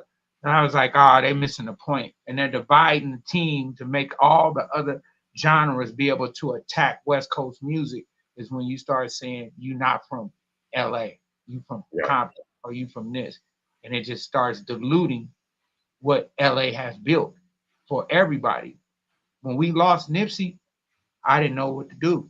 That was a long run that LA did not have no rappers. Right. You know what I'm saying? If you really want to go down and see who's on the LA roster, Nipsey was the only one that was coming to say today, like like an Ice Cube or a Candyman. You feel me? It was a lot of artists that was saving the day. Tone Loc, you know what I mean?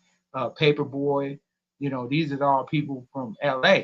So when we got to a Nipsey, I was crushed, man. Not only that he died, but you see the energy of where it's at right now. Just imagine if we just had young Nip and with our hand in the throw our hat in the ring with a LA rapper that everybody liked.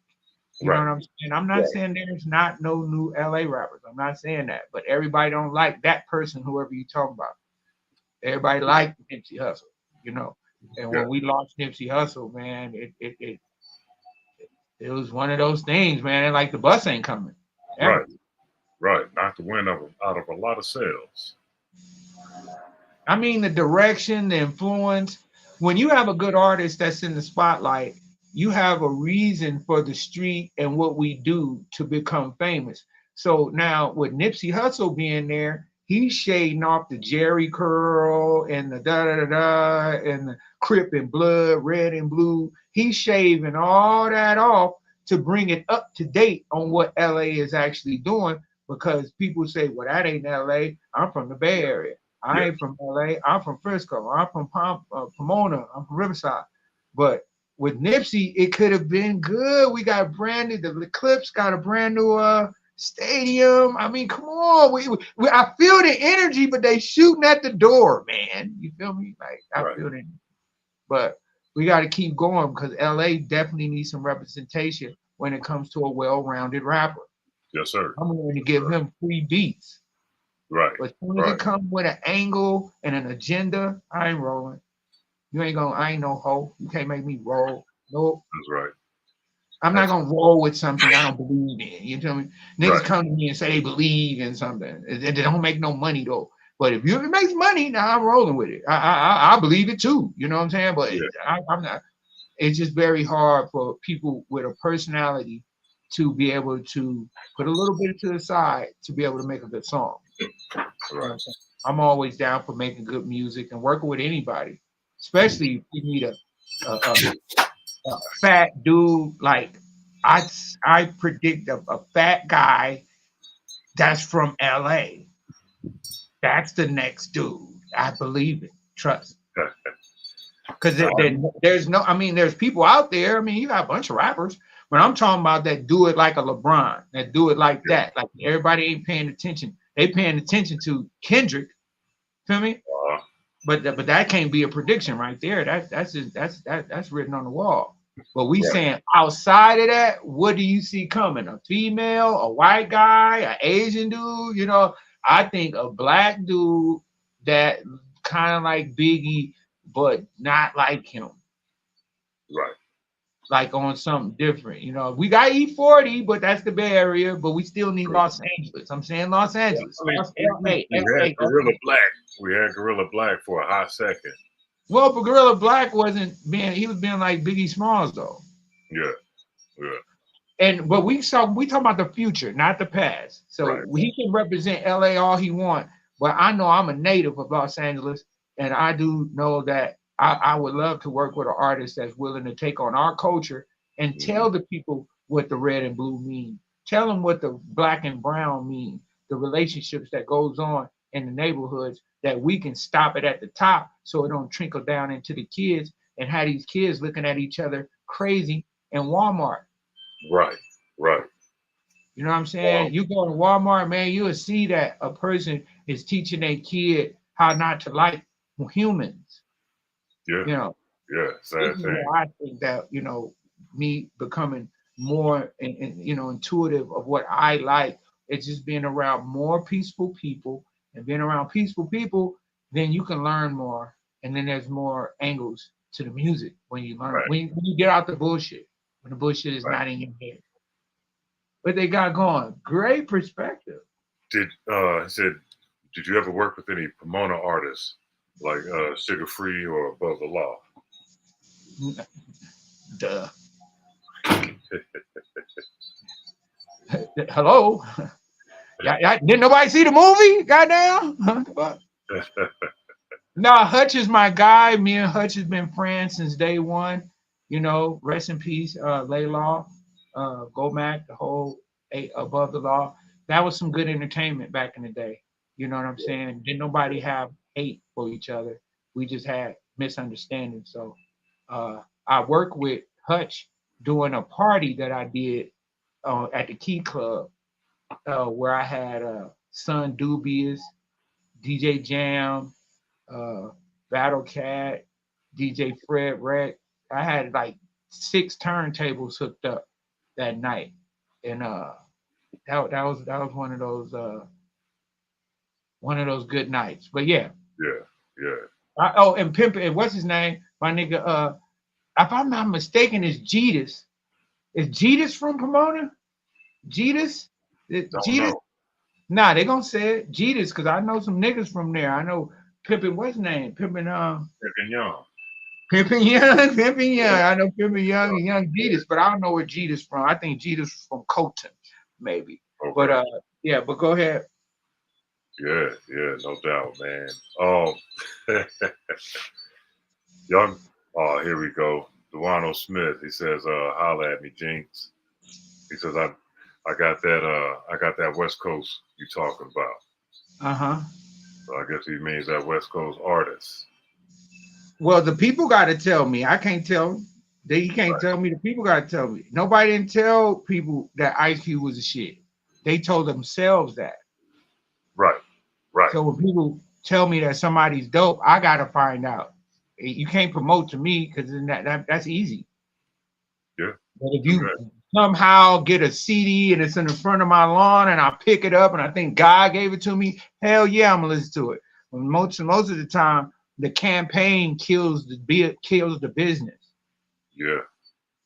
Because you can't trick me. You know, you can't campaign something to me when I want to make money off of it too. So when I deal with people that give me music, they're not really willing to give up anything. They think that you get in and you get 100% to get in. No, you lose all of it to earn it back. That's true. You don't get anything. That's true. You don't get anything first 5 years. That's true, man.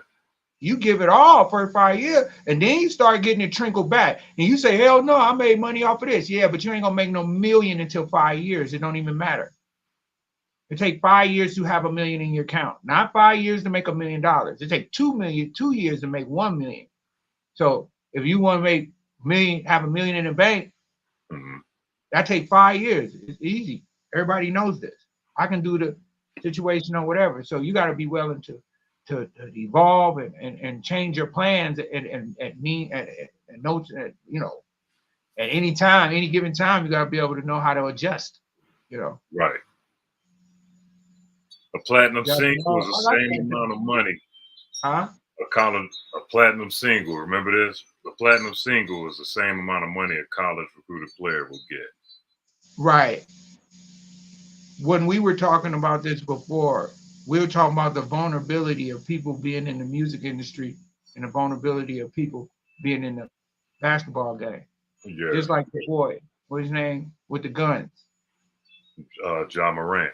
Right. His Yeah. behavior is the exact same behavior of 6ix9ine. Right. You know what I'm saying? So a lot of the people that come into the game, they're not supervised. So when they're not supervised, this just go back to what we were saying, that they think they're better than a person their age, but they're actually just have only more money and dumber than an older person that has less money. So when you get into the music industry, you might be smart about your music, but you might not be smart about conniving. Because if you knew about conniving, you wouldn't be there. You'll be a conniver. Indeed. Yeah. Indeed. You wouldn't know how the only let me tell you, I don't talk about hookers all the time, but the only hooker that gets the business is the one that's further away from the pimp. Break that down. Break that down for those who might be a little slow. Because if a girl stands next to the pimp, nobody gonna talk to her. But she has to be vulnerable. She has to be without a purse. Right. You know. But if you don't put yourself in that position and then have a little thing, whatever you got to put yourself in that position. Because nobody wants somebody that's not vulnerable. Right. But that's the thing about being younger. You're so vulnerable, you don't know about the consequences of what you're choosing. Yeah. So that's the same thing with the basketball players, with the guy and whoever has the camera to this Morant guy. Yeah. Whoever has the camera, he is not going to like that person in the future. That's real shit. We know this. So whoever was shooting that footage is going to cost him money he going to need in the future. Yeah. He don't need the money now because he has no responsibility. Right? So that's why I said the industry needs a development situation that you pay to be a part of, almost like a college, a union, or something like that can actually help the young guys that get into the music industry that actually know what level they on. Because everybody pulling this money off the internet and pulling it down, and they're not doing their taxes on it. They're not going to see the repercussions of what's going to happen when the IRS come and take your shit. We already had a conversation about them fucking with me. So that was money they was calculating. Everybody think the internet ain't calculating, but trust and believe, they're calculating. And a lot of the people that are getting these $1 million on the OnlyFans and all these kind of stuff, that's still taxable USA money. And if you don't do your taxes, you will go to jail. You'll go to jail. Yeah. Man, I was That's thinking about why, and I said this, all my niggas know I got predictions. I'm Jinxtradamus. So I said all the people that they respect is going to have to go to jail. So when Lauryn Hill went to jail, girl, you better pay your taxes. You know what I'm saying? Like all that shit she was talking about in the songs, that's good. Yeah. But when she didn't pay and do that the right way, somebody could have been there for her. You know what I'm saying? And made her go out look like a star. They broke Lauryn Hill down and made her look just like she was trying not to look like. Strictly after, only for chasing money. They put her in a place that she didn't deserve to be there. She said, girl, you better watch out, boys. Watch out. But no, they put her in jail. You know what I'm saying? Yeah. So now look at all these people on the internet. You gonna go to jail. Yeah. Monetization is gonna be a motherfucking subpoena to show up and show what you bought with these numbers, because the people that gave you them numbers, they in trouble. Right. Right. This is the future. If you haven't paid one tax document after 5 years of getting money off the internet, you're going to be in trouble in 5 years. Yeah. You better ask the IRS, are you good? You can do that. And what do I need? What can I do to be good? What do I need? do it all the time. People think calling the IRS is like the DMV. No, it is not. They don't give a fuck if you hang up. Yeah, call them and ask them, how is your numbers doing today? They'll give you 1 second. Oh, we see, and if you good in the wood, you can float. But if not, get it together because you're going to need it in the future. Absolutely. And it's not the credit thing. It's having bad credit is bad. Yeah. Not having any. That's you just waving the thing. Now that you can buy anything. But when you have bad, non-completed, and that means the money that you get when you're a kid, a lot of people don't know that shit gonna follow you for the rest of your life. I know niggas that's paying on $500,000 still. Damn. 20 years ago, they got 500 still. A part of they fuck up. Because they not addressing it. They won't address it. They think it's hard as whatever, but I'm just telling all my black people, the hardest call you can make is not making it. The hardest thing you can do is not making it. Make the call, see if you're doing all right, and if you all right, set up a corporation and move all your responsibilities into an actual IEN number, what is it? Corporation number. Or something like that. But playing around with your own personal social security number as a child is dangerous. Dangerous. Yeah. Said Jinx elaborate on his relationship with the Jacksons, especially Jermaine. Well, mine, I didn't have one. Mike Conception did. Mike Conception, and you got to go to Mike Conception's book. Mike got a relationship with everybody, man. I don't want to be a part of them stories. Mike is that dude, man. God bless Hey, Mike. I was in the room like this.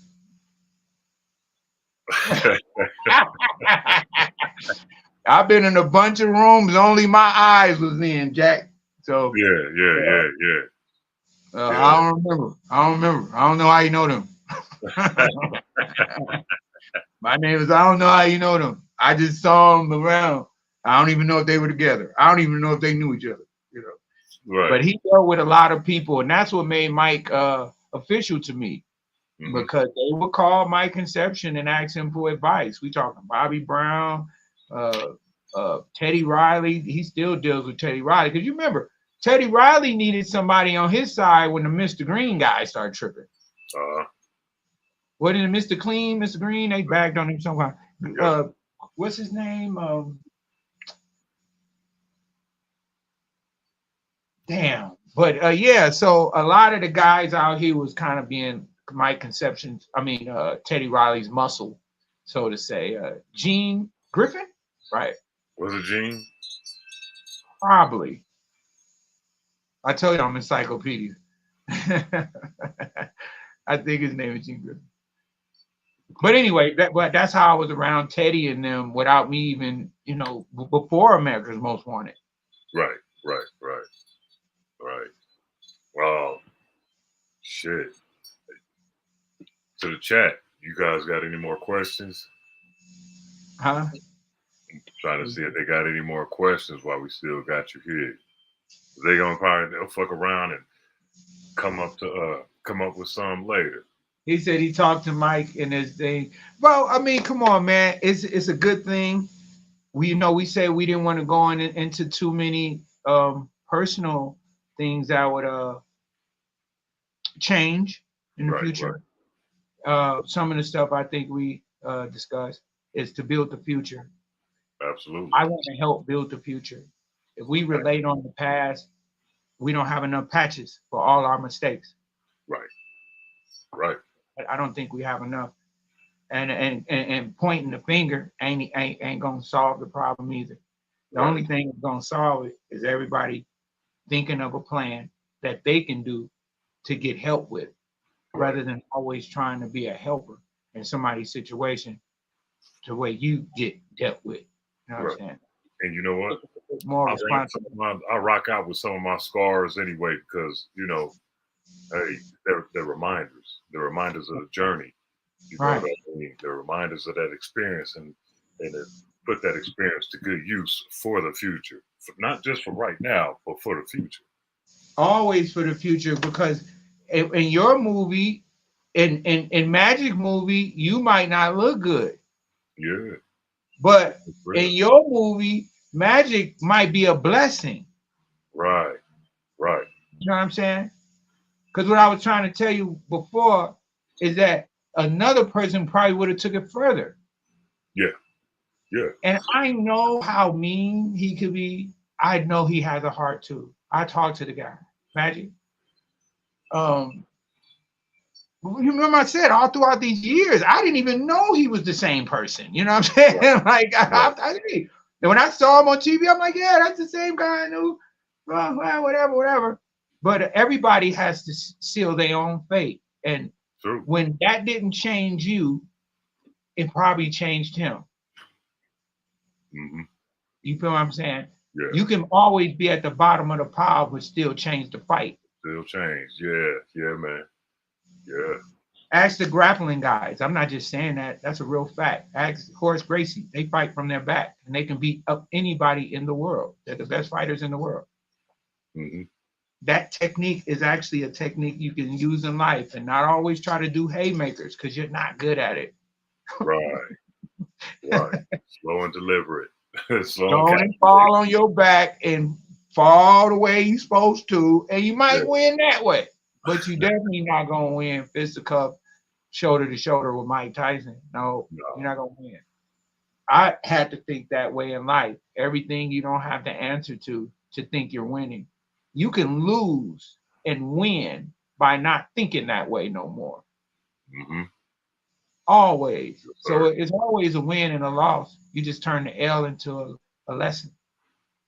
That part right there. Every time. You gotta stumble, man, or it ain't funny, man. Life ain't funny if you can't stumble and laugh at yourself. So, Jinx, how do you feel about how easy it is to get on now compared to your day? It's not easy to get on. They're just in front. It's not easy. They're not on. They're just being seen. Mm-hmm. Mm-hmm. When you are in the music game, you got to give up something to get something. Right. So in the artists today, they're giving up their dignity. Cast and couch. They're giving up their morals. So how you gonna say you gonna get on a website and say you do all these things, and then later you say you're not Santa Claus? Right. You said you were Santa Claus. No, I was playing. Okay, well then you're a fake Santa Claus. Right. So it never changes. You know what I'm saying? Some people let the music industry overcome them of who they think they want to be. Yeah, man, that's real shit. If you don't know who you are, you're gonna follow anything. That's real shit, man. That's real shit. You know, we see it with people in the industry over the last few years having these mental breakdowns. Oh, that's one thing I definitely would I want to address too, is the mental health situation. That's definitely a serious topic that a lot of us have to reconsider when we were asking a lot of our friends back in the day questions. Right. One of my OG homies, Gangster from Conrad, he said something that really stuck with me. And he said a lot of them guys that we were looking up to probably couldn't read. Mm-hmm. They probably had all kind of mental problems. And all the things they did, they probably did it under the mental condition. Yes. But then you still call him an OG. You still follow behind him, knowing he can't read. And I never heard a gangster nigga talk about his future. Because you can't keep going in the future knowing that a person you look up to has a 5th grade education. Yeah. And can't even compete verbally with any kind of compromise. So with language, it takes, you know, you get compromised. And if you don't have a vast selection of words, your compromise could be, you know, tainted. It could be lessened. So Absolutely. the mental part about the situation is not emotionally being attached to so much stuff. If you're emotionally attached to it, you're going to put a feeling to somebody that don't deserve it. Yeah. You know, Yeah. and a lot of them guys have mental problems and they don't deserve it. And they're treating them a certain way rather than treating them a certain way. Right. That part. I see it all the time, man. I know a lot of guys that go up and down. They thought they was cool, but the crazy being crazy, yeah, that took a toll on them. Right. But it wasn't that they were crazy. It was something was wrong with them. They didn't know the outcome of the future. If you don't know the outcome of the future, somebody has blindfolded you. Yeah. And if somebody has blindfolded you, you trust them. Yeah. You're supposed to hopefully you can trust the person. You're not supposed to put a blindfold on and trust no one because it'll lead you to the wrong place. But we were taught that we trust elders and elders and stuff like that. But there's a lot of guys out here that are walking around with blindfold on, and don't know the outcome of their action. Mm-hmm. Yeah. Which is going to come. The future is definitely going to come. That's one fact that I know. You don't have to know that I'm psychic and I know the future going to happen. And whatever you do will add up to a paycheck or an ass whooping. Both of those add up. Yeah. And they both cash. They both can be cash, given away, be on layaway, be next year, make payments. Yeah. Because that's where we come with all packages. Got ass whoopings on layaway. Yeah. Ass Whooping University. Yeah. Asswhooping.com. You want to be signed up? We will have a program for you. Yeah, got those ass whooping machines on sale right now. Oh, kiosks, ass whooping kiosks. Yeah. We just invented those. And the drone ass whoopings. Right. Yeah. We got those. We got those too. Hell yeah. Hey, I saw this on the internet, not to change the subject, but I saw this on the internet where a dude had a drone. The drone had a gun. Like, break yourself. I saw that. I said, "Oh damn, come on." Would you run? What would you do? A drone drew down on you. What would you do? Wipe at that motherfucker. You know what I'm saying? It has a gun. Okay. All right. What's the distance between myself and that drone? Probably 8 or 9 feet with your long ass arm. Right. That's what I'm saying. Because if it's close enough and I'm starting to come like this, you know, I might but be the bullet is longer than the distance of your arm, though. Then you know what? You got me. Every time you move up, it move up. Talking about break yourself, homie. Break yourself. Break yourself. Then I'm broke right there. You know, you have to give in. Wherever you at, come on out. You got it. The gun trumps any kind of negotiation. That's like what's his name? Cochran. That's Cochran right there. Nigga put a gun out, ain't no more negotiating. Yeah, sure as hell ain't, man. You know, but damn. You know what, hey, you man? should be able to chop this up and make some good ones. I ain't gaffle like that. He's saying the JD line. Yeah, welcome. But once again, man, that's the thing that I keep saying. We have, at that point, we had a language. Yeah. So it was more than the music. It was more than just what I was doing. It was something I was doing for the West Coast. When you got those little intermissions with JD giving his emotion through what he was doing wrong, actually, you know, and to get that excitement, you never got that on no other people's record. No, you didn't. You know, when I did that, it reminded me when Stevie Wonder, get in that cell, nigga. You know, was born in Rocktown, Mississippi. You know, they go through the realistic part of the song. That's how I kind of started coming up with making people talk in real time. Because anytime we did hip hop, they was thinking we was from the West, from the East Coast. So then when I start doing little inserts with out here in Los Angeles, there's no doubt about it. Ain't no New York nigga gonna wish that he lived in LA for no reason. Right. You know, so they don't make songs about it unless you see what happens. Don't do that. So you don't make songs. You want to come to Cali? Ugh. Too soon. Too soon? All right. Yeah. Don't ever say a song you going to New York. You see what happened when Dog Pound did it. They shot their shit up. You know? Builders that got bust on. And they was trying to show love. So you know that showed you how New York took that compliment. They shot their fucking tour bus up. Right. But I love New York. I love down south. I love all the competitive efforts of hip hop. I'm very creative. I'm very competitive when it comes to me being proud. You know, when I'm a proud person of West Coast, I have to not like something. You know what I'm saying? If you're a proud dude, you got to be able to say, I don't like that kind of food, or I like that kind of food. I don't settle for nothing. So when people, you know, say, well, I have something against New York, or I have something against them. No, I have something against when they move the marker and give people credit for something they didn't do.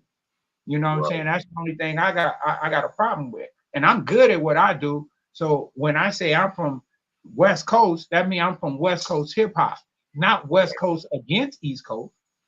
They East Coast hip hop. They my brothers. You know what I'm saying? They down south. They my brothers. But when it turned into rap music, we not related anymore. Right. Everybody stay in their little box. Nah, then it can go to anywhere because rap music ain't killed nobody. It's just, hip hop music ain't killed nobody. Rap music kills everybody. When it becomes a singular person thing, then you're repping a genre of music on the basis of one person. So when you take the hip hop, the DJ, the hype man out of it, it's uncontrollable. Right. That's when it becomes rap music. Rap music is uncontrollable. Hip hop music, I'm brothers with everybody that's hip hop, but as soon as you do rap music, we not friends. Facts. Because now you saying something else. You being something else. You not singing, we get along, high five on the other side. I'm your buddy. But as soon as you on the top on the block and I'm on the other street, nope, we not friends no more. Right. Because that's a West Coast thing. Whenever you start talking about where you from, you're only talking to the West Coast. You know what I'm saying?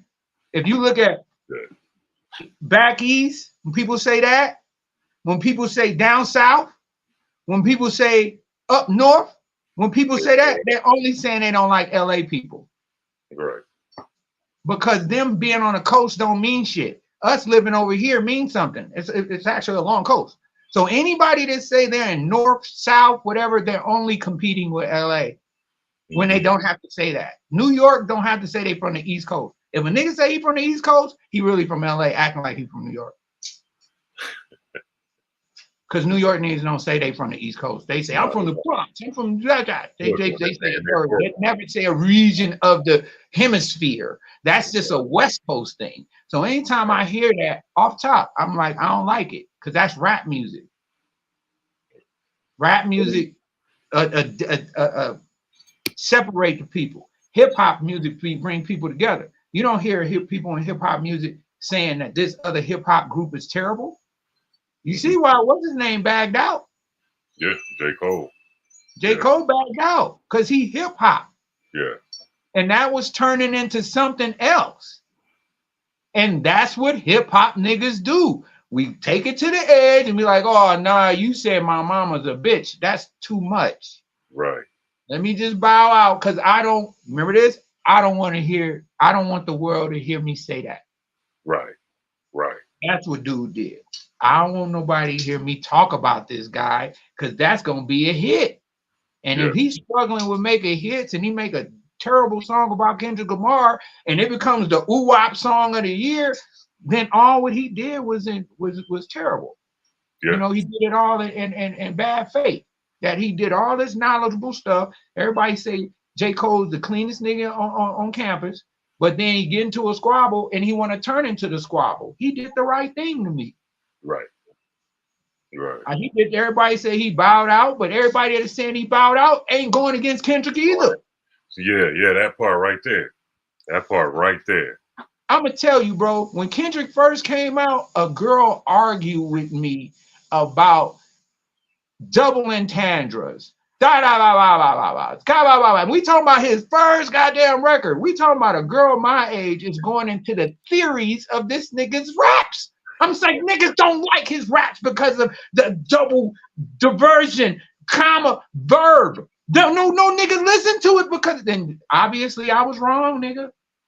Right. I was wrong. This nigga Kendrick Lamar did it again. This nigga started talking in gypsy wizardry. I'll be mad as fuck the nigga tell me about my DNA, goddamn. Right. See, your DNA is 5B/D. You're a bitch. Now, well, this nigga hit him with the scientific, the wizard hat, the Walt Disney. Man, but at the end of the day, that's what happens when you fuck with short niggas. Let me tell you the difference between a short nigga and a tall nigga. A tall nigga never swing up. Right. He gonna get his ass beat every time. Cause short niggas only trained to swing up.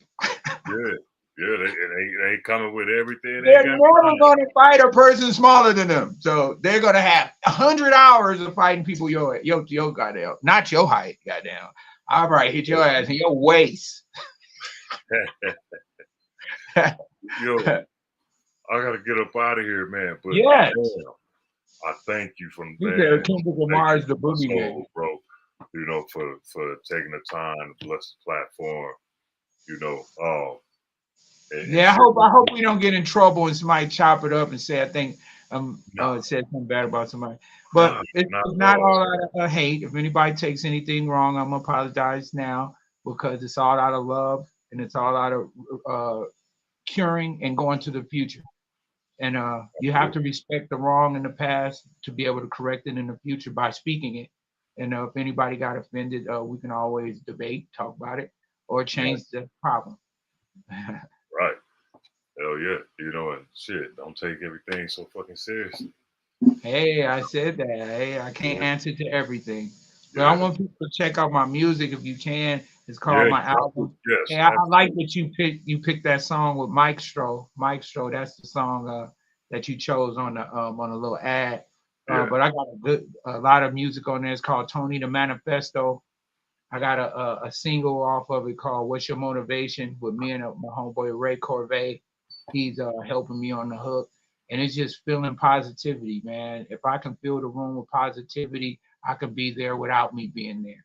You know? That's right. And I think that's something to look forward to in the future. Because somebody's going to listen to my music when I'm dead. But at least let me make music to make them happy while I'm alive. Absolutely. That's what I like. For those that want to follow you, continue to follow you. If you can make a baby look up at you and smile, this is the first days of nature. And the music is something that only music is, you know. So when you see enjoyment of frequencies and enjoyment that you can do to somebody like a magic trick, that's all I want out of it, man. I didn't got enough money. I got paid already. I can go broke again. It don't matter. I didn't learn how to survive without money rather than learning how to live trying to get it. Yeah, true that. You know what I'm saying? I don't live to get it. I live to spend it. And we go zero, but we go back up, man. Yeah, we do. Yeah, we I go back up like a Hummer truck, nigga. I don't need no air pump. Right. So how can they follow you on social media? Man, just type in Sir Jinx and hit me on my Twitter. People don't have to follow me to get going. If I rather a good project spark the moment, but if anybody want to see behind the scenes, the stuff on how I create the music, I'm working on new music. So if you listen to my Instagram and you be on there with me, you're going to hear music that's going to be the future soundtrack for the world because I'm making it now, and I've been making it since 2008, and this music is gonna be the foundation to the future. I predicted the whole thing with the well, let me tell you this one. If nobody don't think I predict shit, everybody's gonna get their own Facebook, right? Mm-hmm. So we'll be able to sell our own products inside other people's Facebook. So if you get like a Beyonce, it's not like a what you call it. It's not like a website. It's where you go in and be in Beyonce land, and then you be with the beehives and all the beehives together. Then they're gonna have Rihanna stuff, Jay-Z stuff, Rocky stuff, da da da da. You know what I'm saying? Yeah. So everybody's gonna have their own situation where they be able to sell their own thing. This is why I'm stocking up for my own village. Now I'm gonna have my own village. I can sell my own stuff. They put the goggles on. They can walk the street. They can do whatever. Da da da da. Everybody's gonna be able to have their own Facebook to be able to generate money in their own town to be able to link together and sell Gucci. And then the dudes will be like, "Oh, I gotta look. What's his name? Pharrell is already over there at Louis Vuitton, right? So somebody know him to get a badge for Louis Vuitton in your own world. You know what I'm saying? You get a Louis Vuitton badge, you good. Oh, you get a da-da-da badge, you good. Oh, now you could sell out of there. Right. That's the future. That hasn't happened. So with me making all this music is for me to have the foundation, almost like Frank Sinatra and Tony Bennett and all these guys. That big band music is the foundation of what big band music is. Right. Right. You know what I'm saying? You don't go past them or in front of them. You just go straight to stop playing news. That's their shit. So in one time in the future, what we doing now is going to be that in the future because it's changing hands again. Right. So right now, they don't want your fucking song.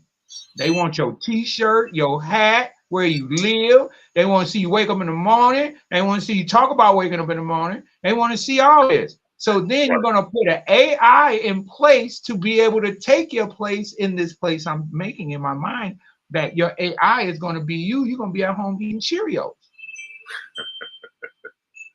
Right. It's a movie out like that where you send out your fake self. Right. Right. The internet is turning into that. So everybody going to be fake. Everybody going to be talking to an AI. I was talking to one of my homeboys, and he said he been using AI to meet girls on dating stuff. So the AI says the perfect shit. Damn. Damn. AI. And I told him, I said, how do you don't know if you're not talking to AI? So he been talking to girls for weeks with the AI. And the conversations are still going, so they're getting along. Right. AI love. Oh man. Right. Well, man. Hope y'all can see me. Yup. But cheers, man. It's been great to be on your show, man. I felt like we like Johnny Carson and Merv Griffin. Yo, this was great. This was great, man. It was, it was an honor and privilege to have you come through, man. Man, you taught me a lot of stuff about the game, man. I'm a fan of champions, not an NBA. So when I like basketball players, I just like the player, not the game. Right. So like when I met you, it wasn't about the game. It was about you. It was about you coming through. We had real Clippers, superstars in the house tonight. You feel me? Right. When you came through, people couldn't believe it. They couldn't believe it when Shaq came through. They couldn't believe when Van Exel and Derek Fisher and all that. They couldn't believe when y'all came down to Hollywood, because I ended up getting a strip club, and they wasn't. We was doing it like the Florida, because I had got it from. I was in Florida with Marquise Tulop. And I was out there and I stole their method of taking out the jukebox and bringing in turntables. So I was the first nigga in Hollywood to bring turntables to the strip club. So this is how I was able to start it off. And then they do Chocolate City and all the other stuff that came years later. But when we was there, that was the beginning. Yeah, yeah. Come to find out, the dude didn't have no license for nothing. So when Ice Cube was doing Players Club, Mm-hmm. my Players Club really got burnt down too. Goddamn. Like I'm living it in real life. He living it on TV. Right. But go do the numbers. I swear to God, that whole summer, I think it was like 15 weeks. I had that strip club. But at the end of it, we tried to buy it. It was in a trust. They didn't have no licenses to it, and they burnt it down. Yeah. That's living life like a rap star, man. You feel me? Like, Yeah, it is. I got Jinx when I made a level root Ellen. They saying what you call it. But yeah, man, we'll keep it going, man. It's a pleasure to be on your line. Talk to the people that love you as well as me introduce people that's in my world. Bring the two together. I say rap people vicariously want to be athletes and athletes want to vicariously be rappers. Yeah, we see it all the time. You see Shaq, and you remember the NBA dropped that rap album back in the day. Yeah, rap stars, and NBA rap stars. So, and then you know what? Actors always want to be singers, and singers always want to be actors. So that's their little thing. Yeah. Alfonso Ribeiro. Yeah, Alfonso Ribeiro. My God. Tony the Manifesto. I see everybody. Hey, thanks everybody for tuning in. I hope we we are the unjumped champs. How about that? Right. How about that? Yeah. Try that out. The unjumped champs. That got rings for real. Hey, you see the what you call it? What's it? The Rams. The Rams. Damn. Yeah. Yeah, damn. We got rings for real. We ain't talking about the one on your phone. Right. That part. Yeah, I'm just bullshit. I talk shit a lot. Got to, man. Got to. Yeah. I have a good time, man. It's been dope being here, man. We gonna sign it off. Yeah. Oh, hey, look, you remember I told you what now? We can sign off. Goodbye.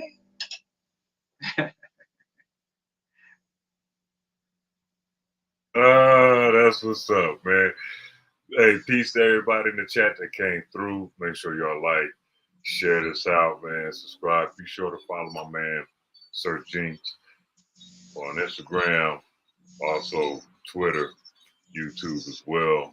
Stay up to date with what he's doing. You know, my man's a monster worldwide, and it's no mistake. So appreciate everybody. Jinx, much love, bro. Much love, man. Love you, brother. And we're gonna chop it up real soon. Everybody stay up. We out.